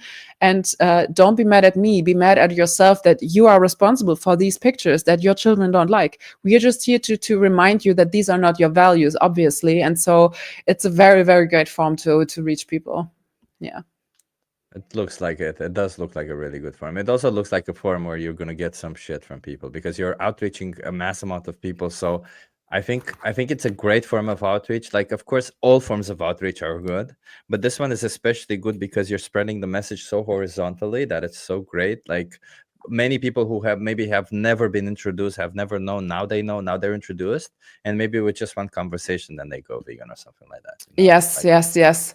And it's also so great if someone is getting like super aggressive towards us. We are very we always, that's one of our briefings. That's in our briefing. We stay calm. We don't overreact. We don't get aggressive back to them, because then we look like the reasonable people, which we are. Of course, we are the non-violent folks who just want to educate and who want to end the Holocaust of the animals. And so I think this is a very good thing, that the aggressive non-vegans make themselves even look worse. And so which side do you want to be on? 100%. Like the side that rejects that on the screens, that fights for the animals, or the side that is screaming, but they taste nice? And in the last Train of Truth, there's one guy who was he was pointing at me, and he was like, yeah, but you're wearing leather shoes. And I was like, don't worry, I'm not running around with the skin of someone else. And even if, it wouldn't be a good justification for you to do the same, right? Wouldn't it? And it's great if you have these short comebacks in front of all the other people on the train. It is really, really good, because then they're like, wait a minute, she actually has a point. So the comment, read it. 100%. Jordi says there's a psychological effect called social comparison theory that inevitably makes people choose a side, and most of the time they will side with the vegan. It's very effective, just like you mentioned just now. Yes, that's that. Yeah, and so if anyone is interested in doing that in your own city, just message me. I can hook you up with the guy that I'm organizing it with, and it's really it's working wonders. Like, we both feel like this is one of the most effective activism forms that we've ever done. Actually, we do it once a week as a minimum. We want to do it more often in the summer, but right now it is really working wonders. Yes, and I'm going to read out a poem on my next Train of Truth as well. Poems work really, really well. Yeah, because people don't get aggressive when you read a poem, no matter what the poem says. It's really, really good. And the people might remember it if it's like, if the rhyme is good enough. Well, my last poem, I already read 2, and the last poem was about Santa, the animal enslaver, because he is exploiting Rudolph and the other reindeers to bring like these presents, and he's wearing leather shoes and drinking the mother's milk of other species and stuff. And so Santa is an animal enslaver. Don't be like Santa, be a vegan. It's in German, it rhymes. But yeah. I'm sure it triggered some people. Well, it always does. Oh, and this is why I have a body cam right now for security. Ooh, nice. Yeah, for security, just to have it from my perspective, what was happening. So yeah. Okay, we have some questions. This is a question that was early on. Alexandra, do you know any active group in North Germany? Well, Berlin is kind of in North Germany, no? Otherwise, you can always have a look at animalrightscalendar.org, and it shows you all the German cities and what kind of activism we're doing there. And there's everything in it. So you can look it up and you can join, no matter which group is in your area. I think everyone will be happy to have new members being active for the animals. So, okay. If toddlers weren't meant to be eaten, then why are they made of meat? It's a very good question. That's a very good question. If batteries wouldn't be so tasty, why are they? If batteries weren't meant to be eaten, then why are they so tasty? Yeah. Okay. Vegan Stoner Lady says, I appreciate you both reviewing my outreach. It was very helpful. I wrote notes. Die radikale Veganerin. CC. Also, FYI, I mean, we mentioned a lot of notes or whatever on the videos, but I just want to add that I appreciate the people who have been doing outreach. Of course. Christoph, I think it's Christoph, right? Tico and Anna, thank you so much for doing outreach. Thank you so much for going out there. No outreach is perfect, and the fact that you go out there, the fact that you want to improve is already a good enough thing. So lab-grown toddlers. I love that comment. Oh, tofu is here. Ah! A wild tofu appeared.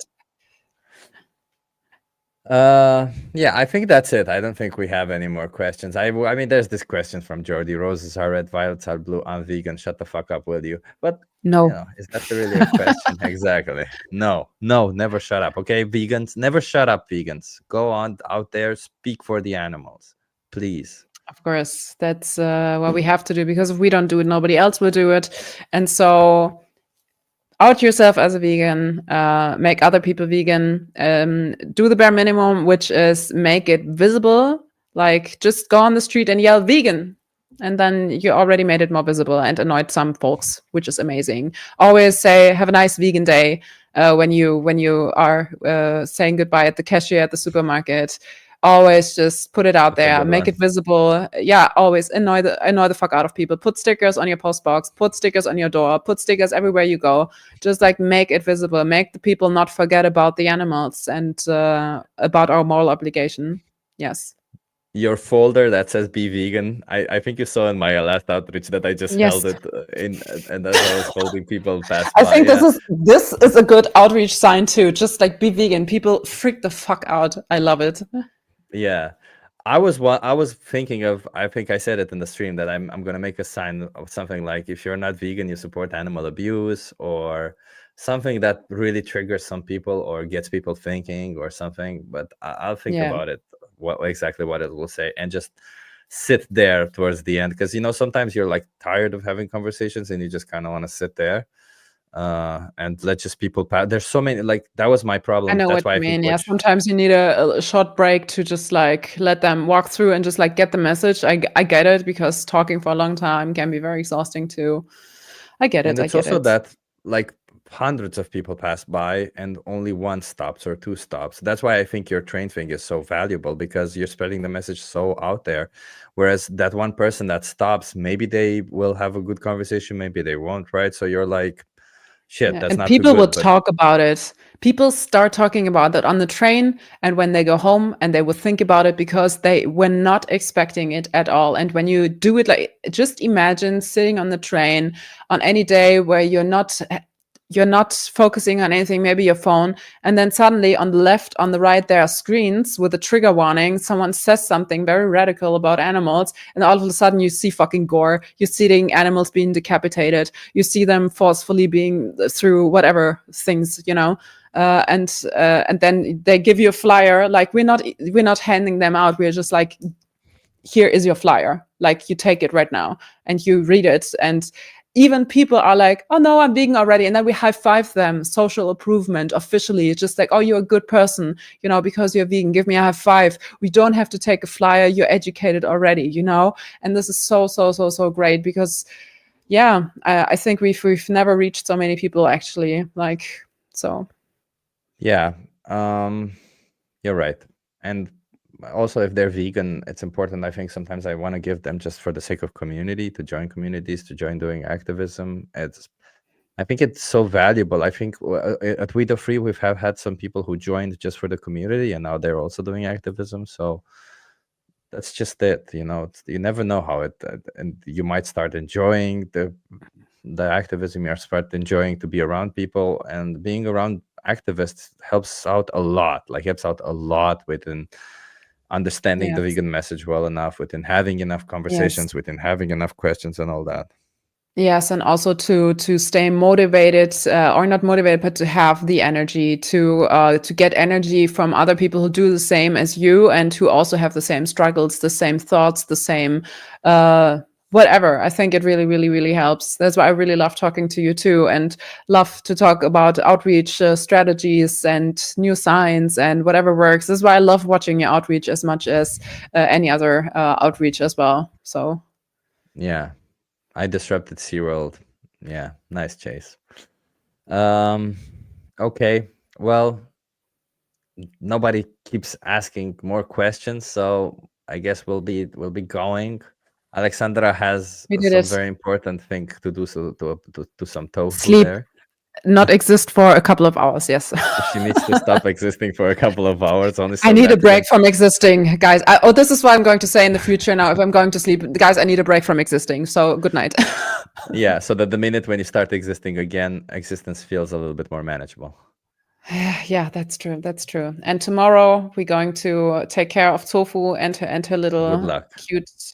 cute cat body, and to make her happy and safe and everything that she needs. The foul tooth get out, castration gets in, whatever that means, and it has to be done. So yeah. important day tomorrow. Okay, Chip, it was absolutely amazing. Same. Thank you so much, everybody, for being here. I hope you can understand. I think the one thing that I wanted from this is to unite ourselves in this community, to get a little bit of community from our vegan community, I guess. I know veganism is not a community, it's a movement, whatever, but we as vegans still need community, and we crave community. And I hope you feel safe in communities like this to express your ideas, to ask questions, because that's the only way we can go forward, by discussing things. Otherwise, we'll never understand, or we'll never, I don't know, we'll always just be stuck in the same point. And we need to move forward. We need to get people, and we need to do it fast. Yeah, we need to evolve. Exactly. Okay. So I think everything is set and nothing is done yet. So let's go to sleep, and let's do a lot of things tomorrow. Let's do some activism tomorrow too. Okay, everybody, do activism tomorrow. Everybody has that one task tomorrow. And you. To do that one everyone activist thing, at least one activism tomorrow. Whatever it is, go and comment on Alexandra's videos and say to that one meat eater, subscribe. Hey, what the hell are you I want to doing? have 1,000 subscribers, so I have like more things on How do you YouTube. not have 1,000? Because I haven't been active in the past month with uploading, and I feel ashamed of myself, and I really have to get behind my video editing. But it is also December, and December, I most of the time I just give up. I'm just like, the year is almost over, so this is the feeling I have. Yeah, the just like needs a break unconsciously laying around. Okay, I have to be unconscious and not dream, hopefully this night, and be a little bit away from this earth for a while. So yeah, have a good night, Chip. Have a good night, everybody. Thank you, everybody, for being here. Alexandra, stick around. I'll close the stream and we go. I just want to say goodbye, and without all these people watching us say goodbye, I'm a bit shy when I do say goodbye to people that way. So everybody, have a nice evening, well, day, or whatever else is there for you.